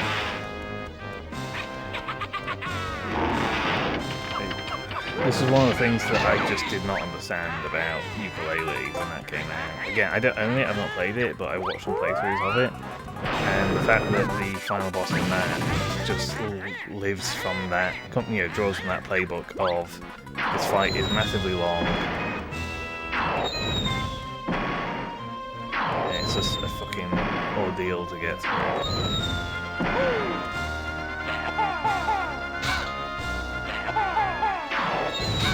And of course, when she bumps, when she takes damage, she gets out of the way of the remaining attacks, which will otherwise wind up perfectly.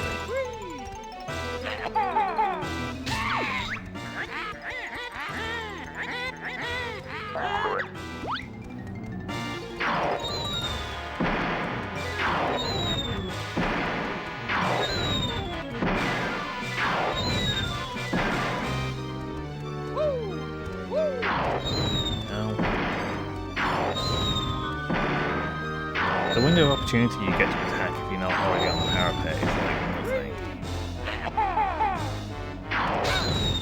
What?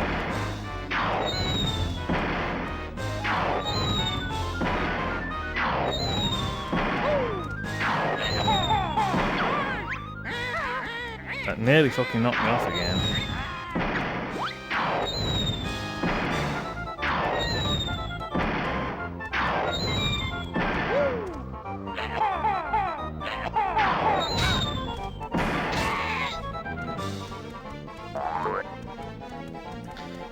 Someone needs to do a study into the psychology of why sometimes your first attempt at a challenge is by far your best for a long while.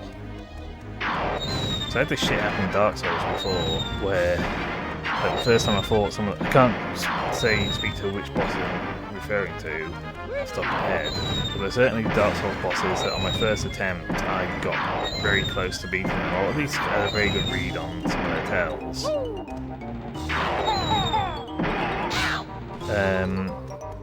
And then subsequent attempts I just kept fucking flunking that damn thing. It just took me so long to actually find a groove again.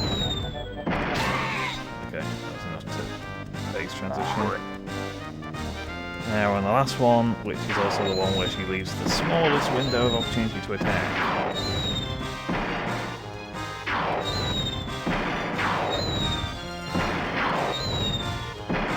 Is it 4 shots at a time? Yeah, 4 shots at a time.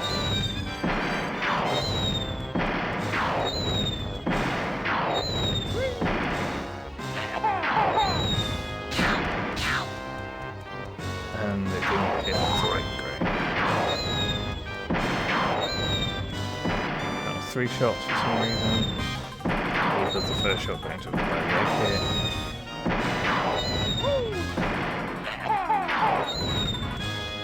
That just missed. And that hit exactly where I wanted to jump up to, so I couldn't safely do it.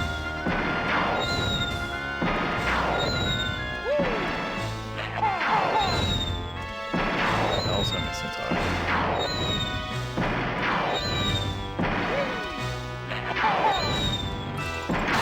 There, finally through that fucking phase.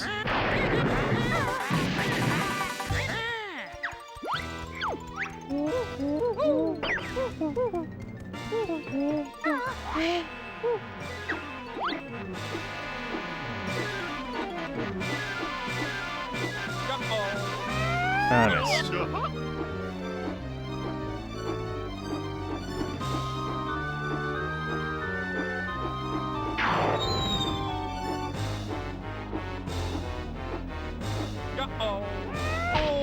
Fucking hell.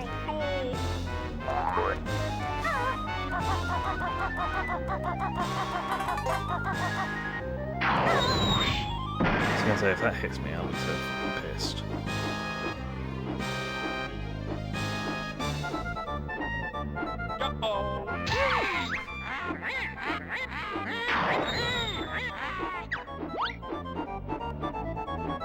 And I got too much height.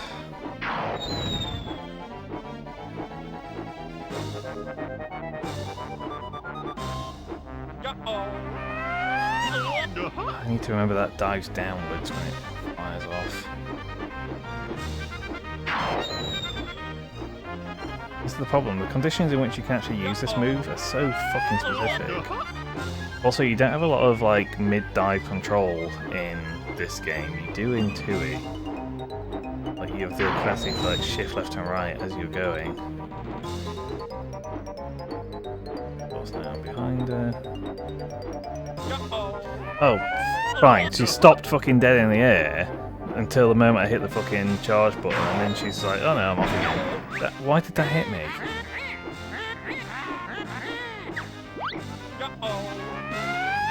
Fuck off.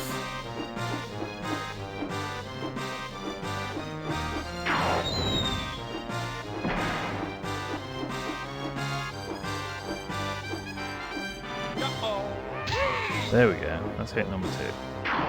This is just a fucking saga, eh?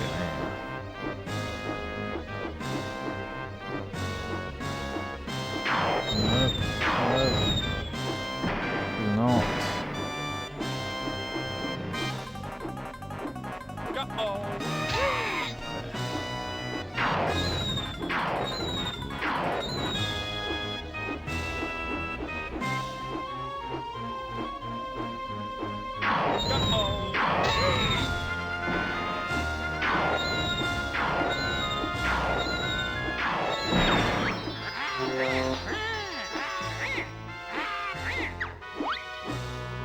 think that means I'm done for flying.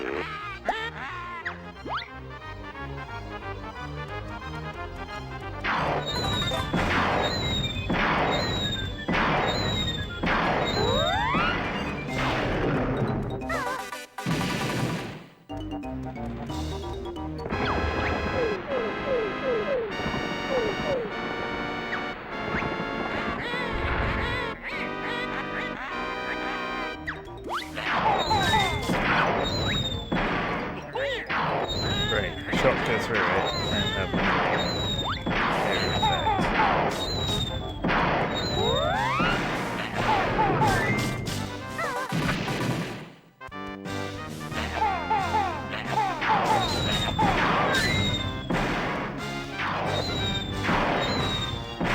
Ideally, I would have liked to finish this. Okay, there we go.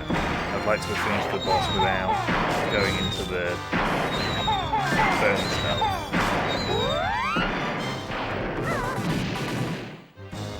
It's too late. I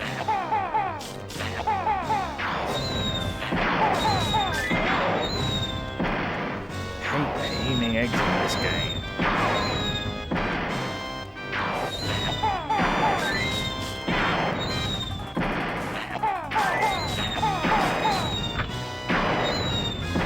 This one even close. It's impossible to tell.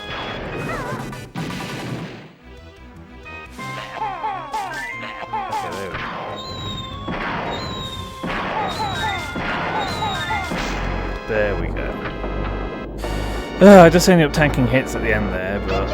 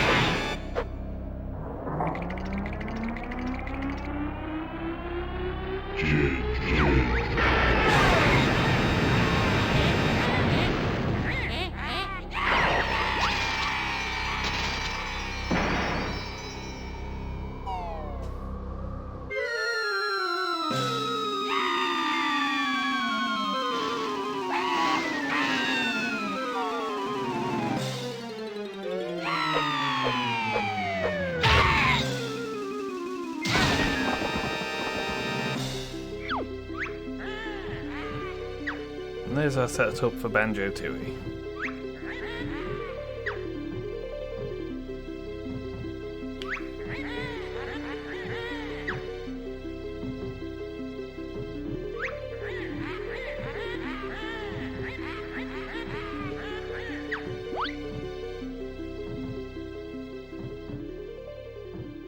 Well, I'm pretty sure the boulder ends up looking a bit different on the title screen of Tooie.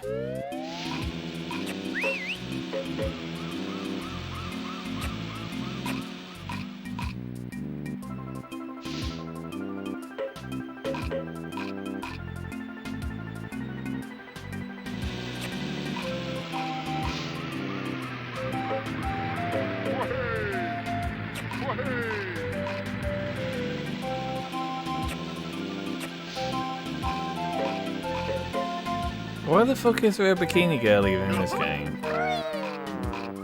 There's like only one human character in the entire game. It's a bikini girl who's holding a tray covered with 2 watermelons in front of her breasts. What the hell?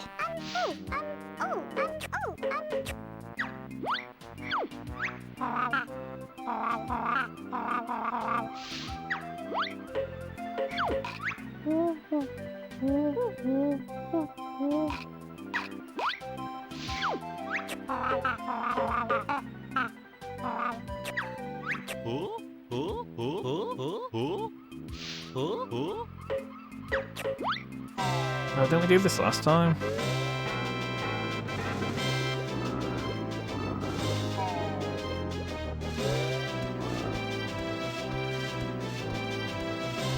Bungo, who only appears in cutscenes in this game.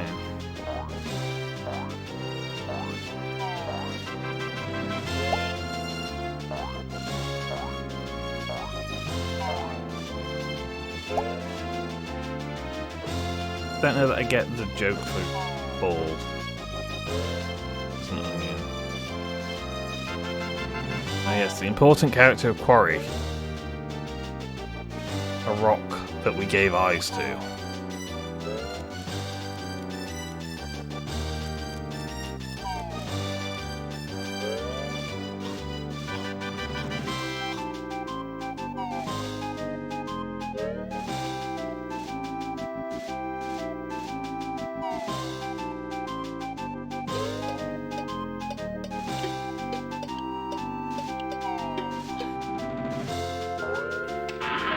I mean, that bucket being called leaky, that's nominative determinism in action right there.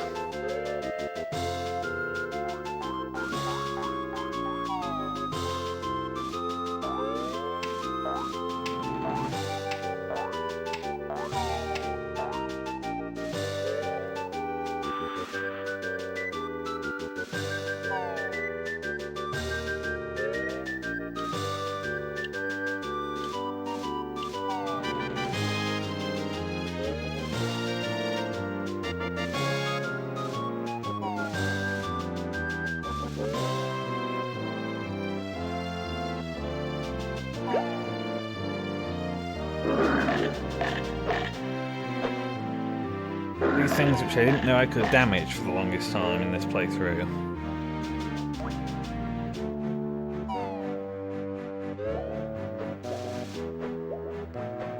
What, they're important enough to get named?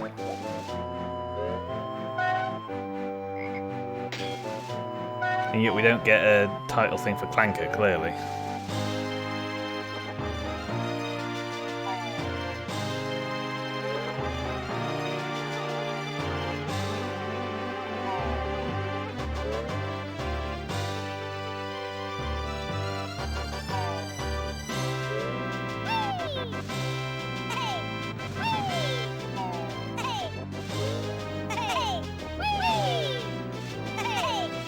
Again, the polar bear cubs, very different in 2E.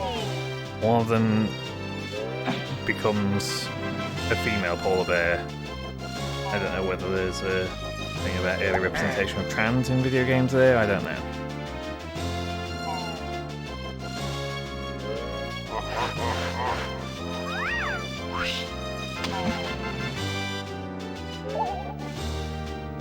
Actually, given Rare's sense of humour during this period, I would be surprised if any trans representation in these games would have been bothered with.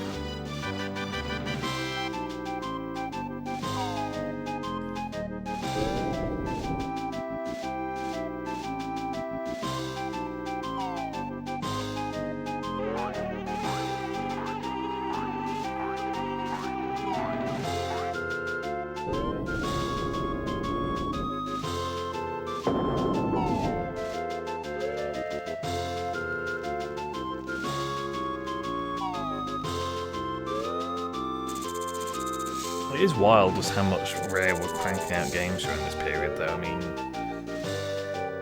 what? You've got Banjo-Kazooie, Banjo-Tooie, Conker's Bad Fur Day, GoldenEye.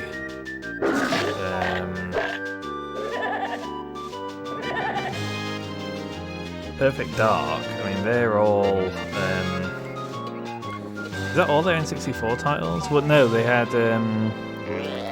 oh, what did you call it? The one that was... Blast Core, that's it. Yeah, I'm just looking... Okay, so I'm just looking at this. So, Killer Instinct Gold in 96, then Blast Core, GoldenEye, and Diddy Kong Racing in 97, this game in 98, Jet Force Gemini and Donkey Kong 64 in 99, and then Perfect Dark, Mickey's Speedway USA, Banjo-Tooie, and Bad Fur Day in 2000. That was their N64 output, which is insane. That is ridiculous.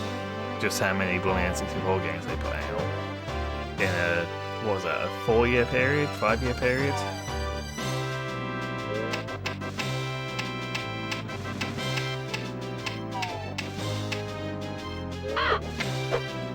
But it wasn't like they were sleeping on the earlier consoles as well.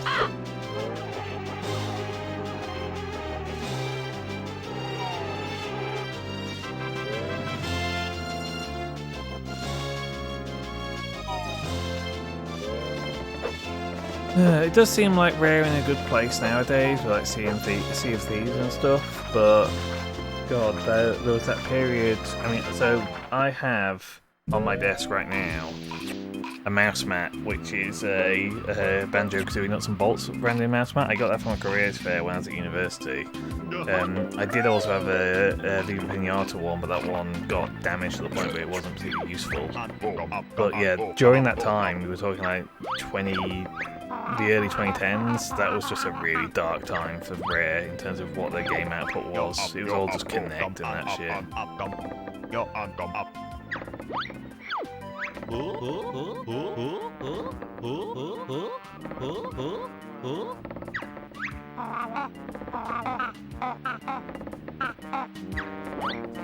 This whole scene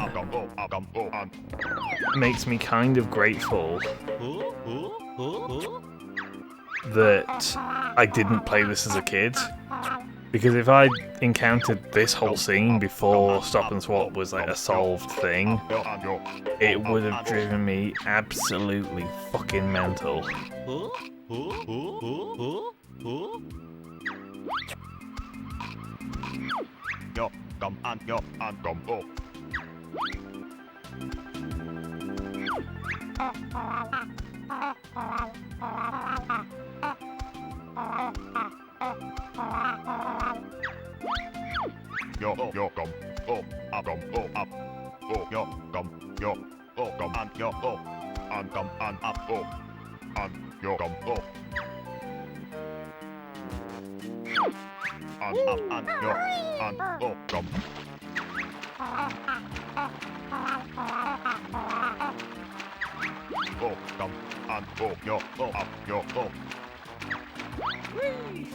It's absolutely wild, because presumably there was a way of getting these that didn't involve putting in the big long cheat codes, right? Which then implies that must have got done without once they realised that Stop and Swap wasn't going to be a thing they could do. Which then makes you think, why the hell did they leave this cutscene in there? Because this is such a friggin' tease. Given that outside of using a massively long cheat, there is legitimately no way of getting this. There's nothing you can do with this game to get the egg.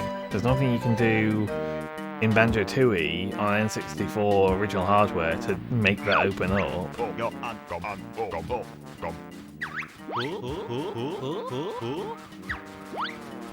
It's also weird that when they did eventually do the Stop and Swap stuff, in the original N64 release of Tooie, they kind of sidestepped the issue by hiding the stuff in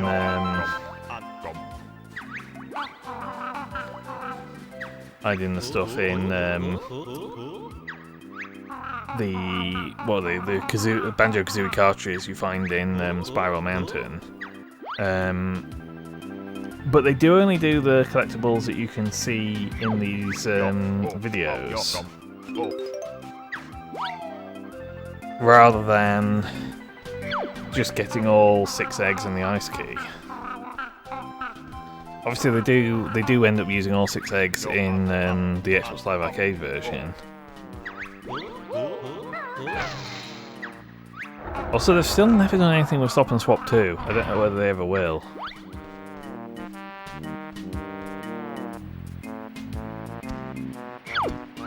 That was put into the Xbox Live Arcade. I don't think I got everything in for Stop and Swap 2 because I figured what's the point until we know what it's used for, but because one of them was like a weird thing where, wasn't it like you had to die so many times in the boss fight, like challenge mode or something? It was weird, some of the requirements.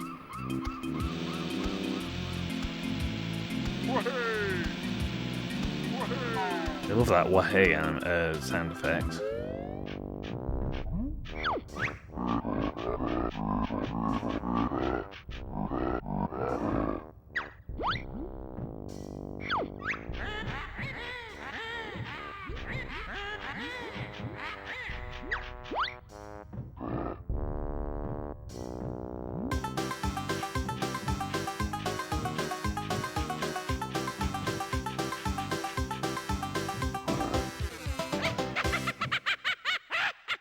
Right, and that's Banjo-Kazooie. Well, I'll load back into my save and get the stop and swap items, which is going to be a bit boring. It's just going to be me entering cheat codes. So 9.5 hours in the end.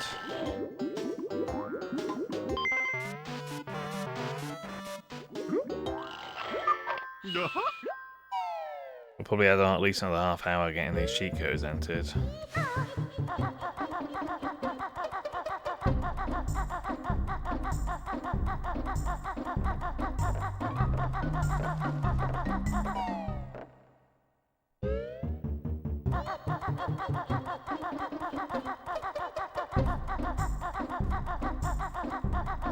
Nope, that's completely the wrong way.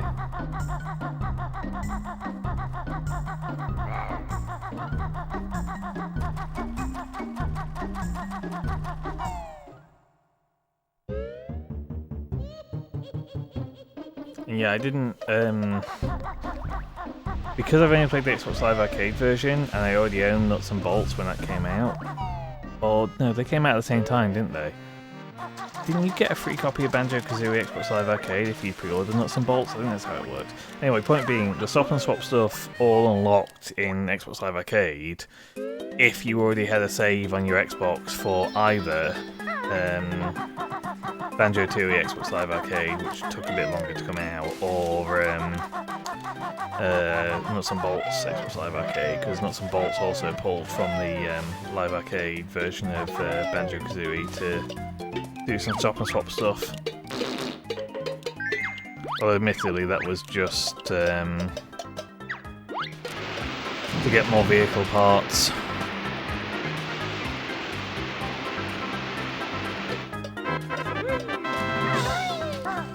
I do have Banjo-Tooie on my streaming shortlist of something I want to pick up at some point, but probably going to be a bit of a while before I do that. Right, so enter cheat before entering the codes below. After you activate one, leave the sandcastle and walk back inside, and then they're quite long codes. Okay. You meant to a cow noise? Again, did not do this before.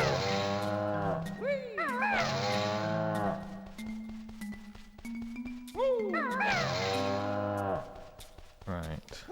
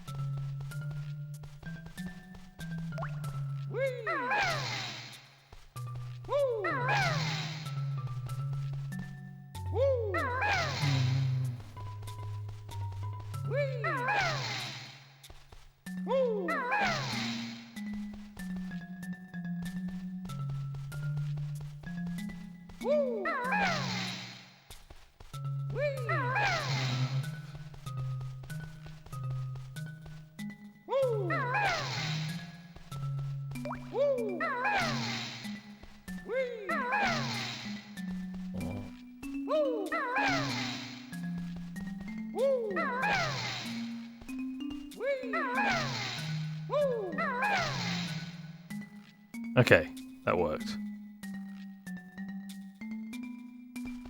Jesus, okay.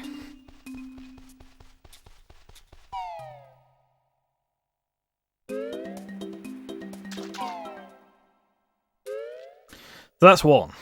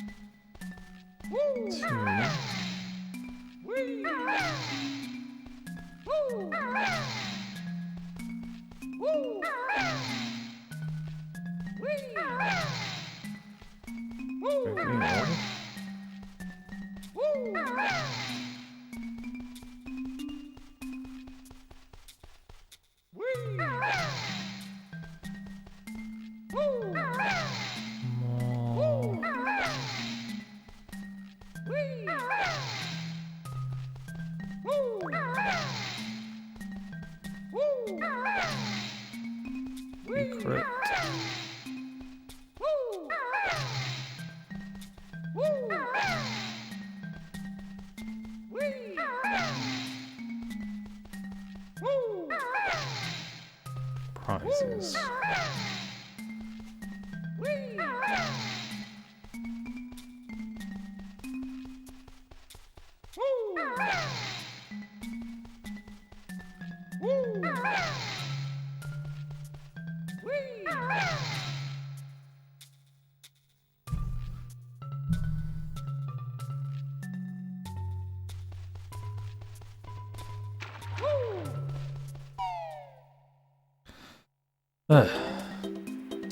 Next one.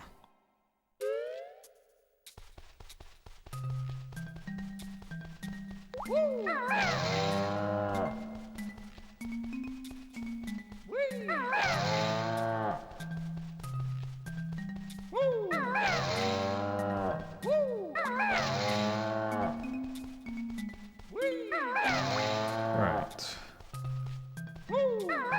A.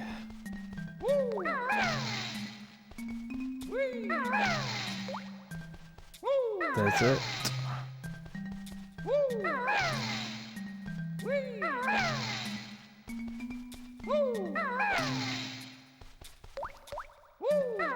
Door.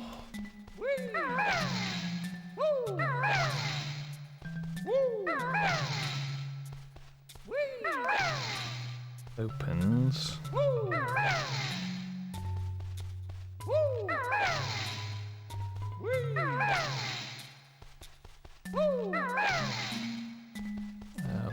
inside.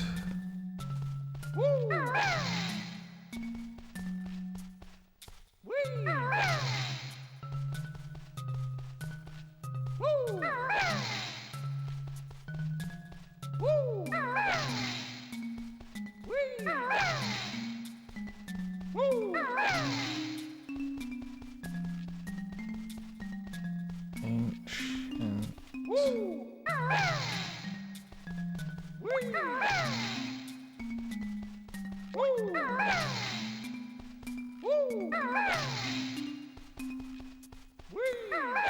Secrets.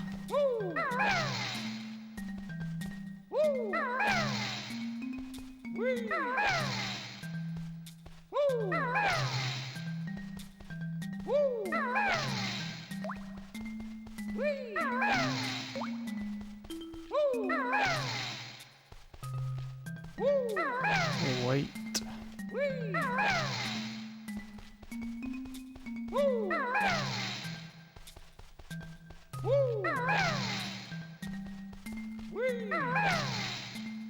Inside.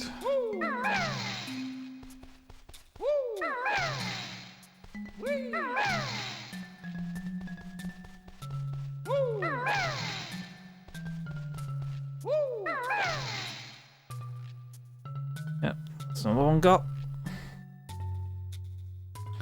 That's the 3 that we got previews for.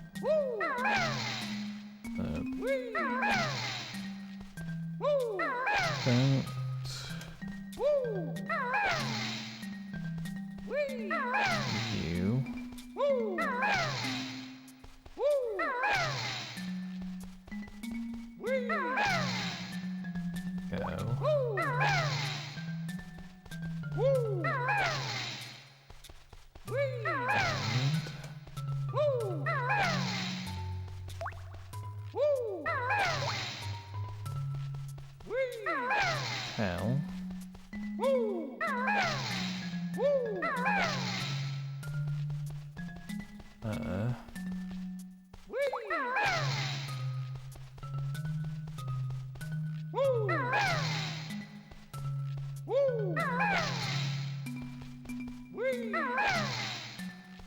About.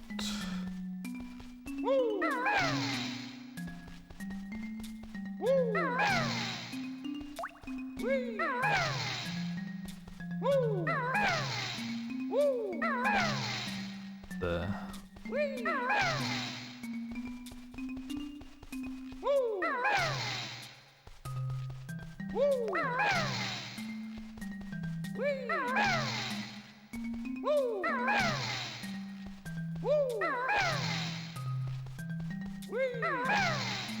secret.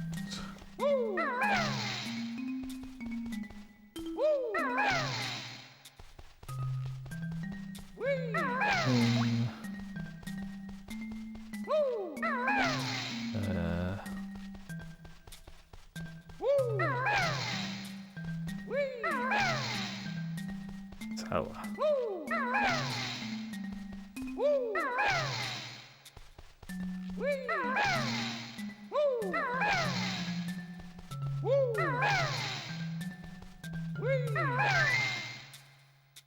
Oh, that one actually gave me an indication. That was interesting. The other ones have just gone straight to the cutscene, but that one actually gave me a ping on the last letter to let me know I got it right.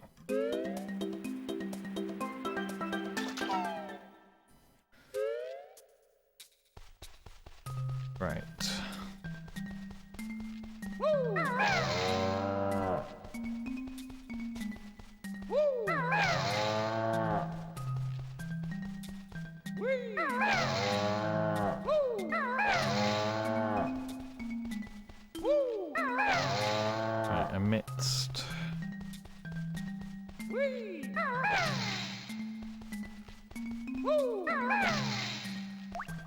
hit that J. That would have screwed me up.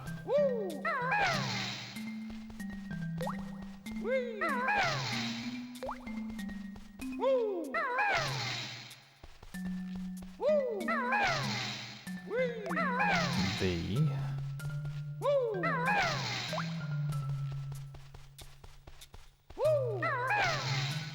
Haunted.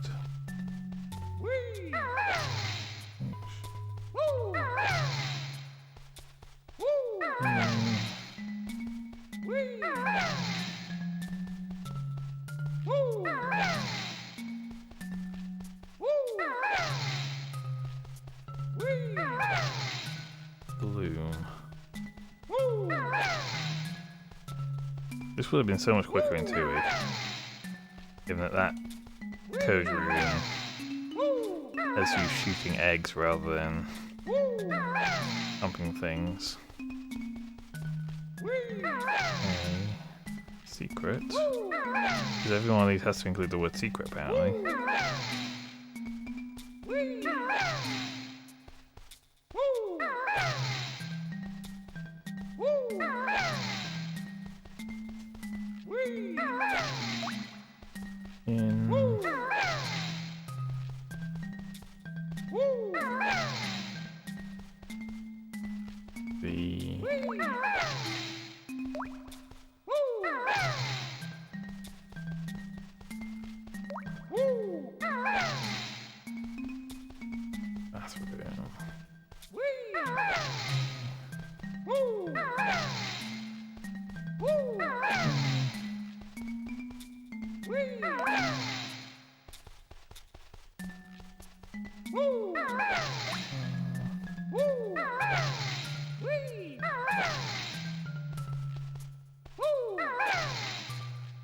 Okay, good. We got that one right. That one's so weird in the Xbox Live Arcade version because you just go into that room and it's just fucking there. Right, 2 more to go. And I've actually got to run about and collect them.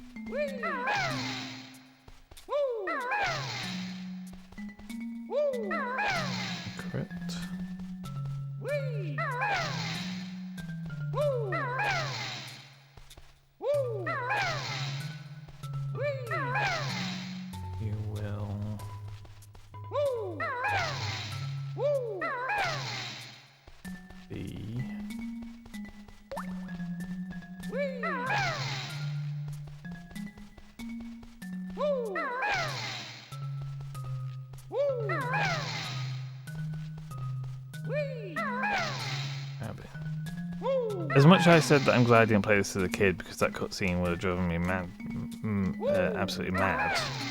The counterpoint to that is that as a kid I probably wouldn't have been good enough to get 100 jiggies and actually see that cutscene, so it wouldn't have mattered.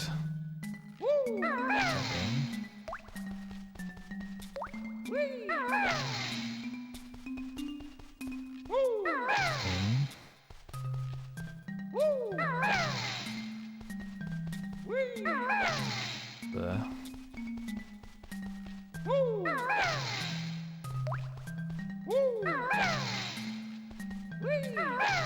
Captains.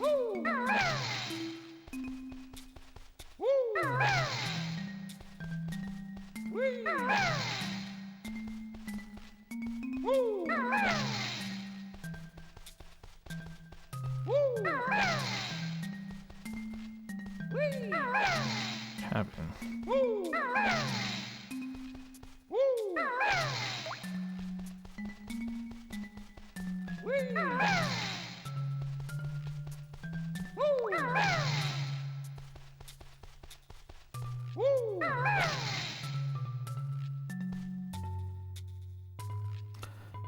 Did I enter it wrong?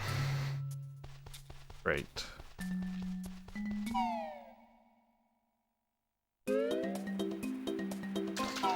Let's do the yellow egg one next.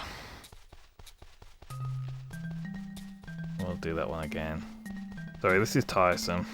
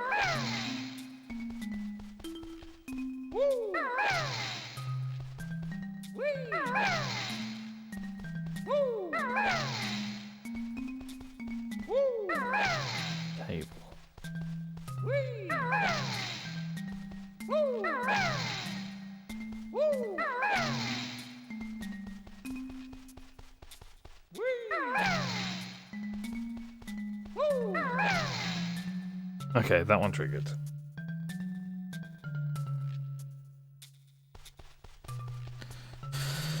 So I just need to re-enter the Rusty Bucket Bay one.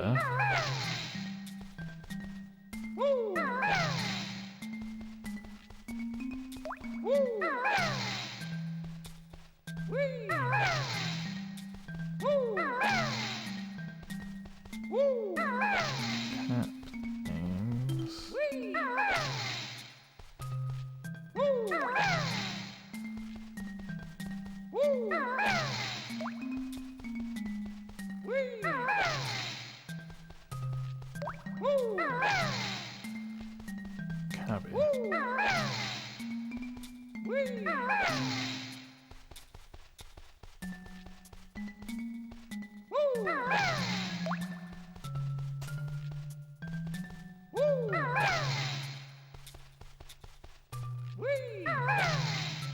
There we go, that's got it. Right, that shall be all of them open now. So.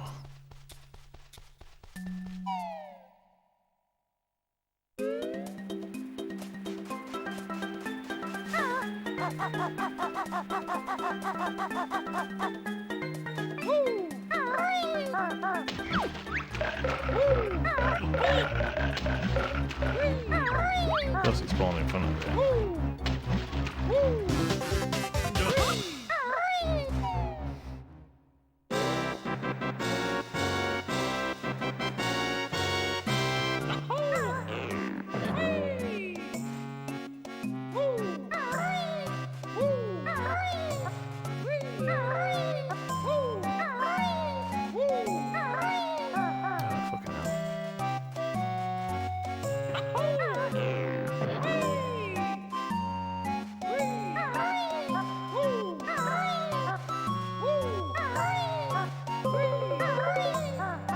Fucking hell. Really? Gotta do like 3-4 rotations to get all the way up here. I'm fucking up this early. Oh, fucking hell.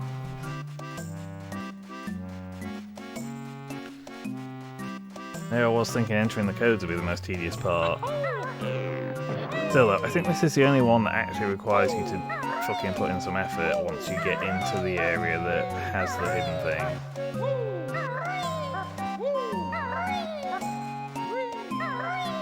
The most the others want you to do is just hit a button.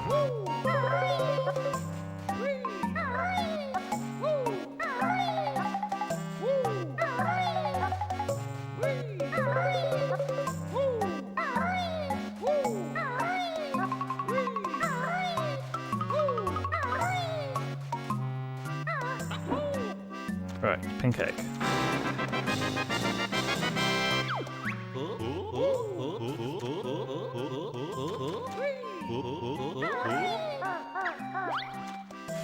Spoiler, you won't find a use for it anywhere.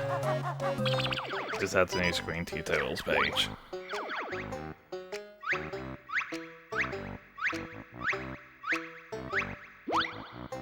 Stop and swap.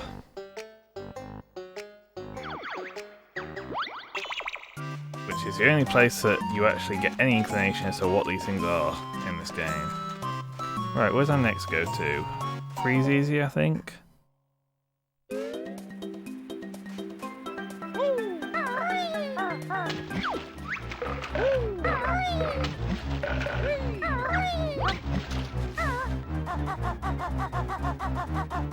Yeah, Ice Key from Freeze Easy, and then we've got 2 eggs from Mad Monster.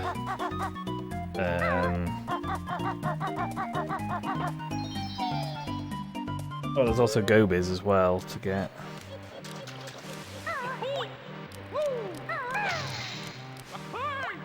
Oh.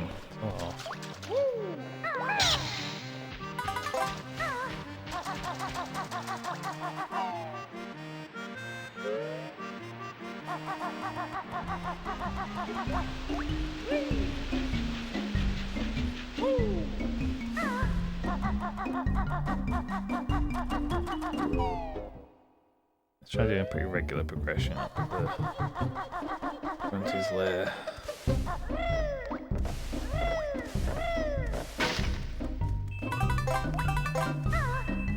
That was weird. Press the attack button. I didn't get an attack animation out because I was still walking around as Kazooie. But clearly I must have had an active hitbox, otherwise that wouldn't have exploded.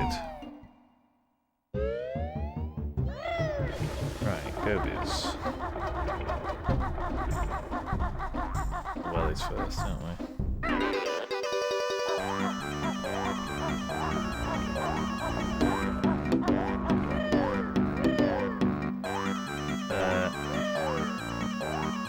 Why is that happening now?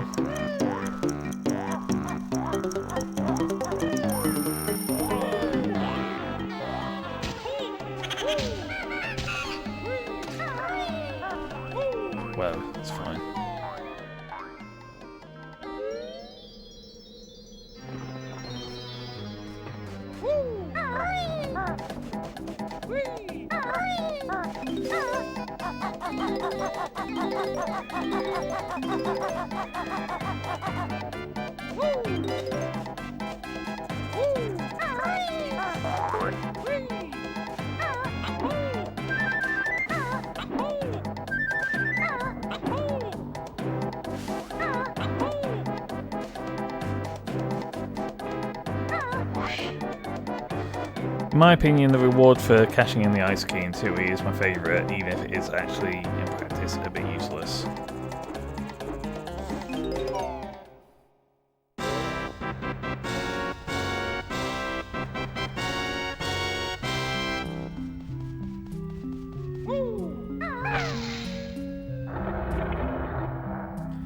Yeah, I wonder what I wonder what Rare did intend for unlocking these before. I know I had this conversation earlier as well, but just obviously I don't think that putting in big long cheat codes was really the plan. I think this was like the backup option.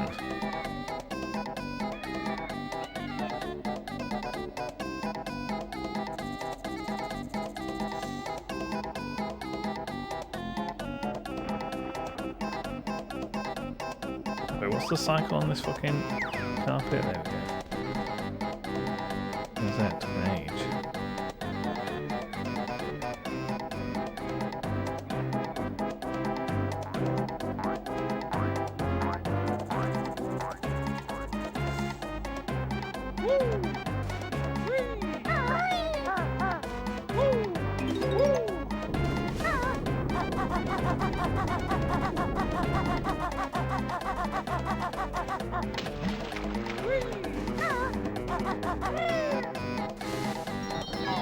Right then, next off, freeze easy.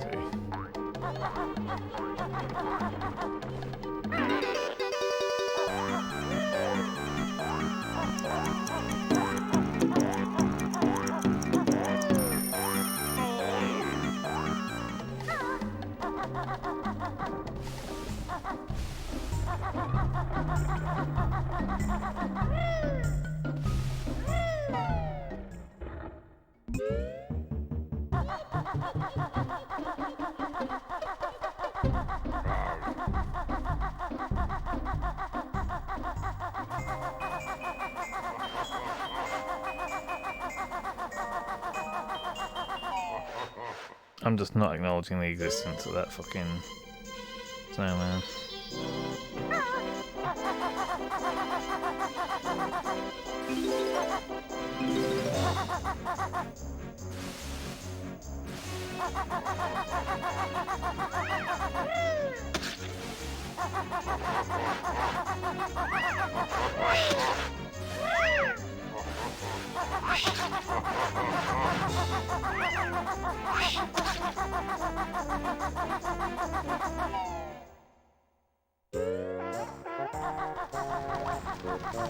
Oh no, you don't like me.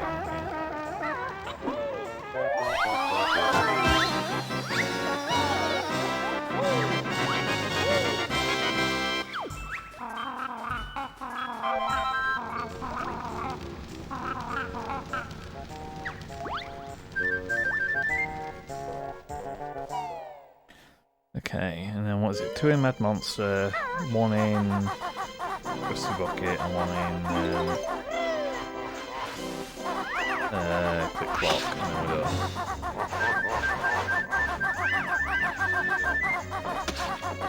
And I might go and do 1 round of Bottles Challenge, but no more than that, because it's already 10 to 8, and I've not even eaten yet, so...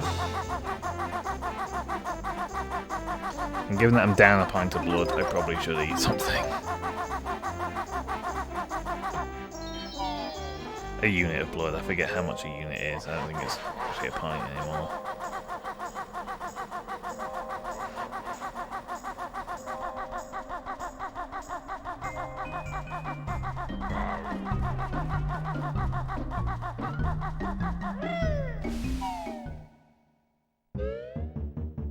I did not expect the stream to take me 3 hours.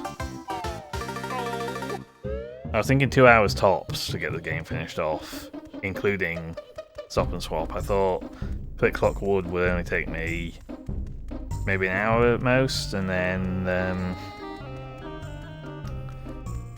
Grunty would maybe take me half an hour at most, including the credits crawl. But nope, I was completely wrong. This has been a 3-hour stream. What a saga, eh?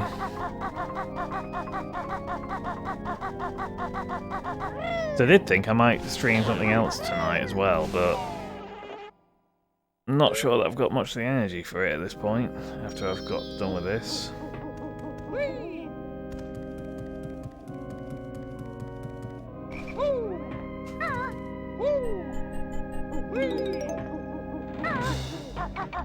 Where was Largo again? Was he... I want to say he's on this side of the building, but I don't know whether he's on this floor or the top floor.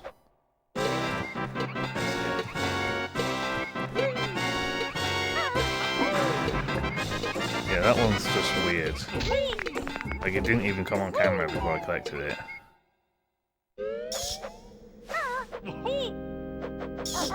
Where's the other one? Oh yeah, in the wine cellar.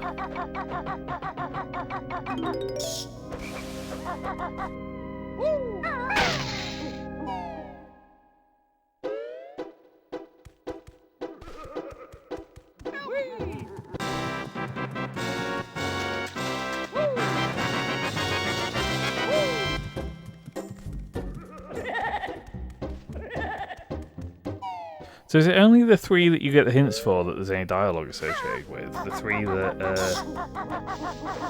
no. More than 3. The 4 eggs that you don't get a hint for, do they just not have dialogue with them? Or is the dialogue not tied to the eggs themselves, they're tied to the number you collect? I mean, obviously the ice key had its own dialogue, but...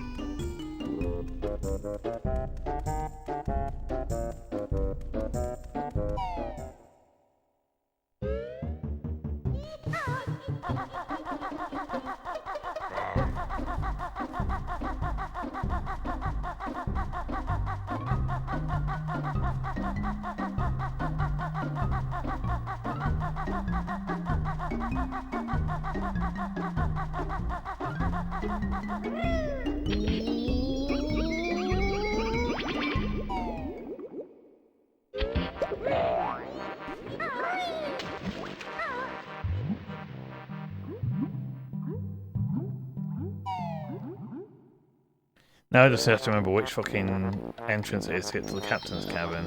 I want to say it's one of the windows.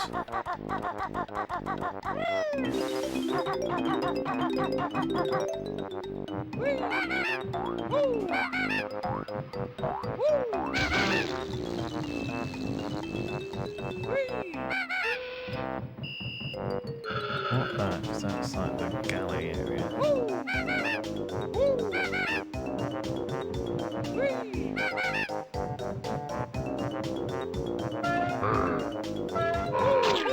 Look off.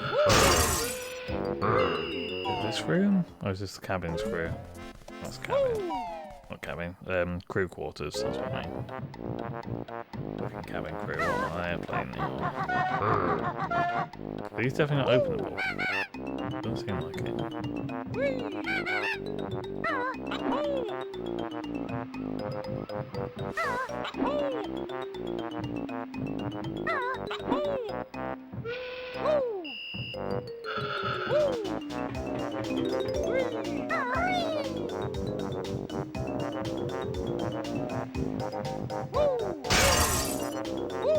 This is captain's quarters. Yeah.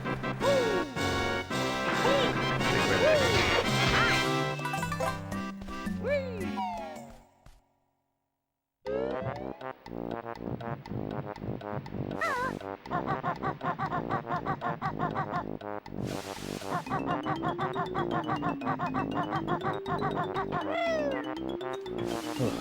that one somewhere.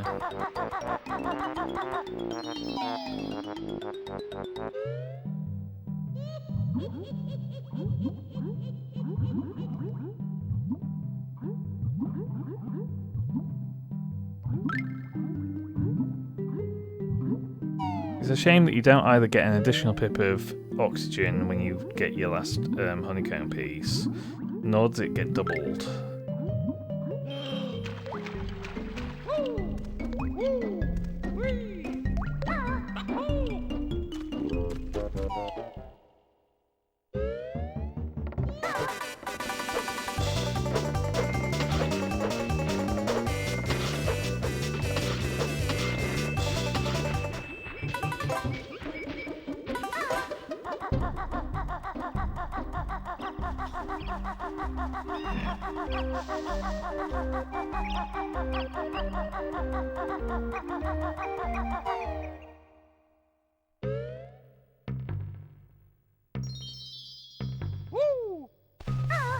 Right, straight to winter. Get flight straight away and go straight to Nabnots. Where's the nearest flight pad?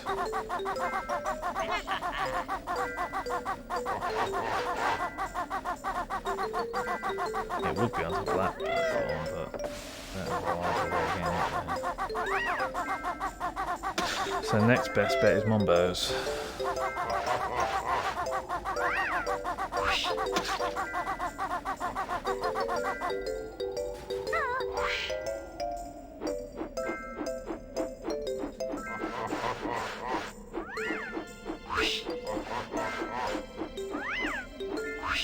Nabnots is here, isn't it?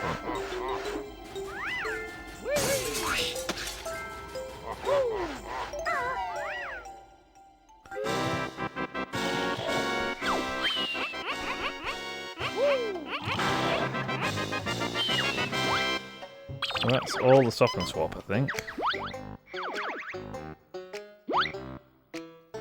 Yep, 6 eggs and a key. Because how much time do we put into each of these places? Nearly an hour and a half here, Jesus. I'm massively underestimated. Hour and 10 in Rusty Bucket, just shy of an hour in Mad Monster, 40 minutes in Gobies, 45 minutes in Freezes. That's probably because I spent so long fucking about trying to get those goddamn friggin' snowmen. 54 minutes in Bubble Gloop, that's mostly Mr. Vile.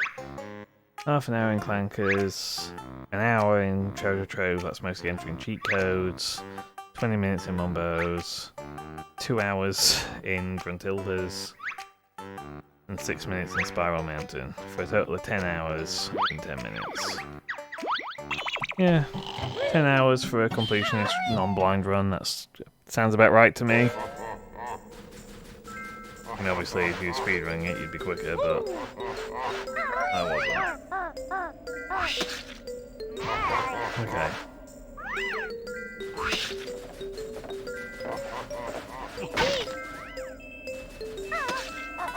Like I said, we'll do one round of bottles challenge just to show it off. Because it is already 8 o'clock now. I do need to get something to eat. But, just for completeness sakes, we're not going to do, because there's like 6 rounds I think, and they get increasingly harder, and assuming the difficulty didn't get tuned on the Xbox 5 arcade version, the later stages are taxing.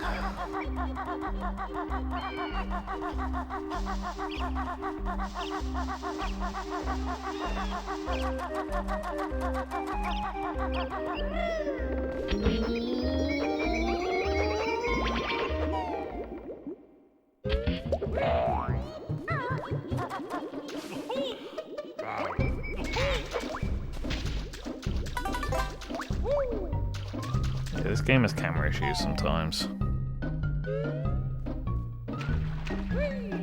Like it goes for cinematic angles that then just completely hide anything that you actually are interested in.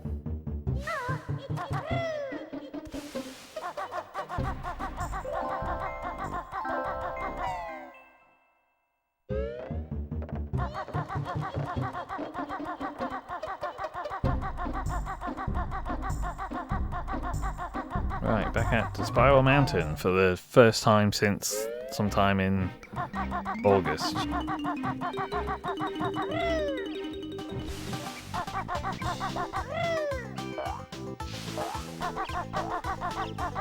I think I said this on the original stream, but for some reason the happy music on Spiral Mountain sounds so wrong to me compared to the sad music you get in 2E. Right, Bottles Challenge. Let's see if we can do it.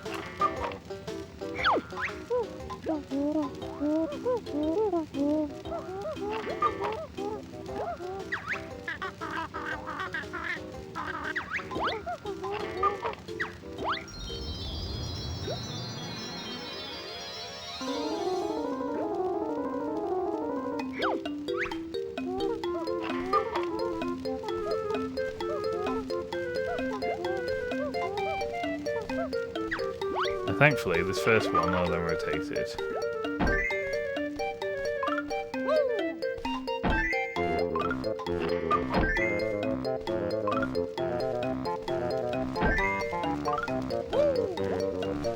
And they all pretty much splayed out in the direction that they came from anyway.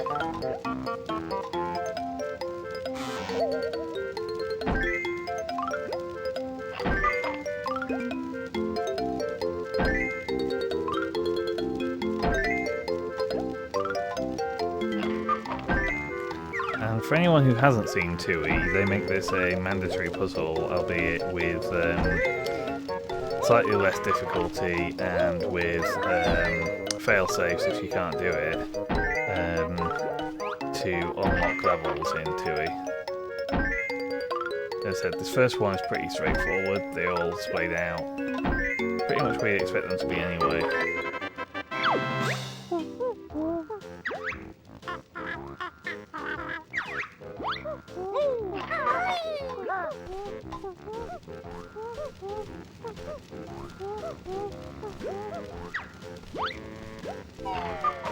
Right, well, we're just going to do the first one of those. I'm not going to bother trying to get through all these.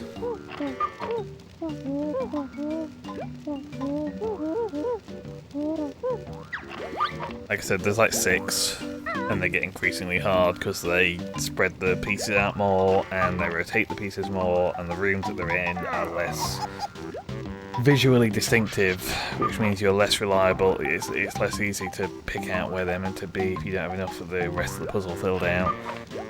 So we will probably call it a day for Banjo there. I don't think there's anything more to show besides that. So again, did not expect this to be another 3 hours. I thought I'd be done with this before this point, but there we go. That was Banjo-Kazooie. At some point I would like to pick up Banjo-Tooie to stream, but that will not be for a while. As I said on last night's stream, I'm probably going to have a soft hiatus for the next couple of weeks, and then we'll see where we go from there. Yeah, so I still want to get Halo finished off this weekend. I guess there's still a possibility I'll do another stream tonight. It depends what I want to do with the remainder of the evening, but don't count on it, effectively. I need to go get some food. Right, see you later.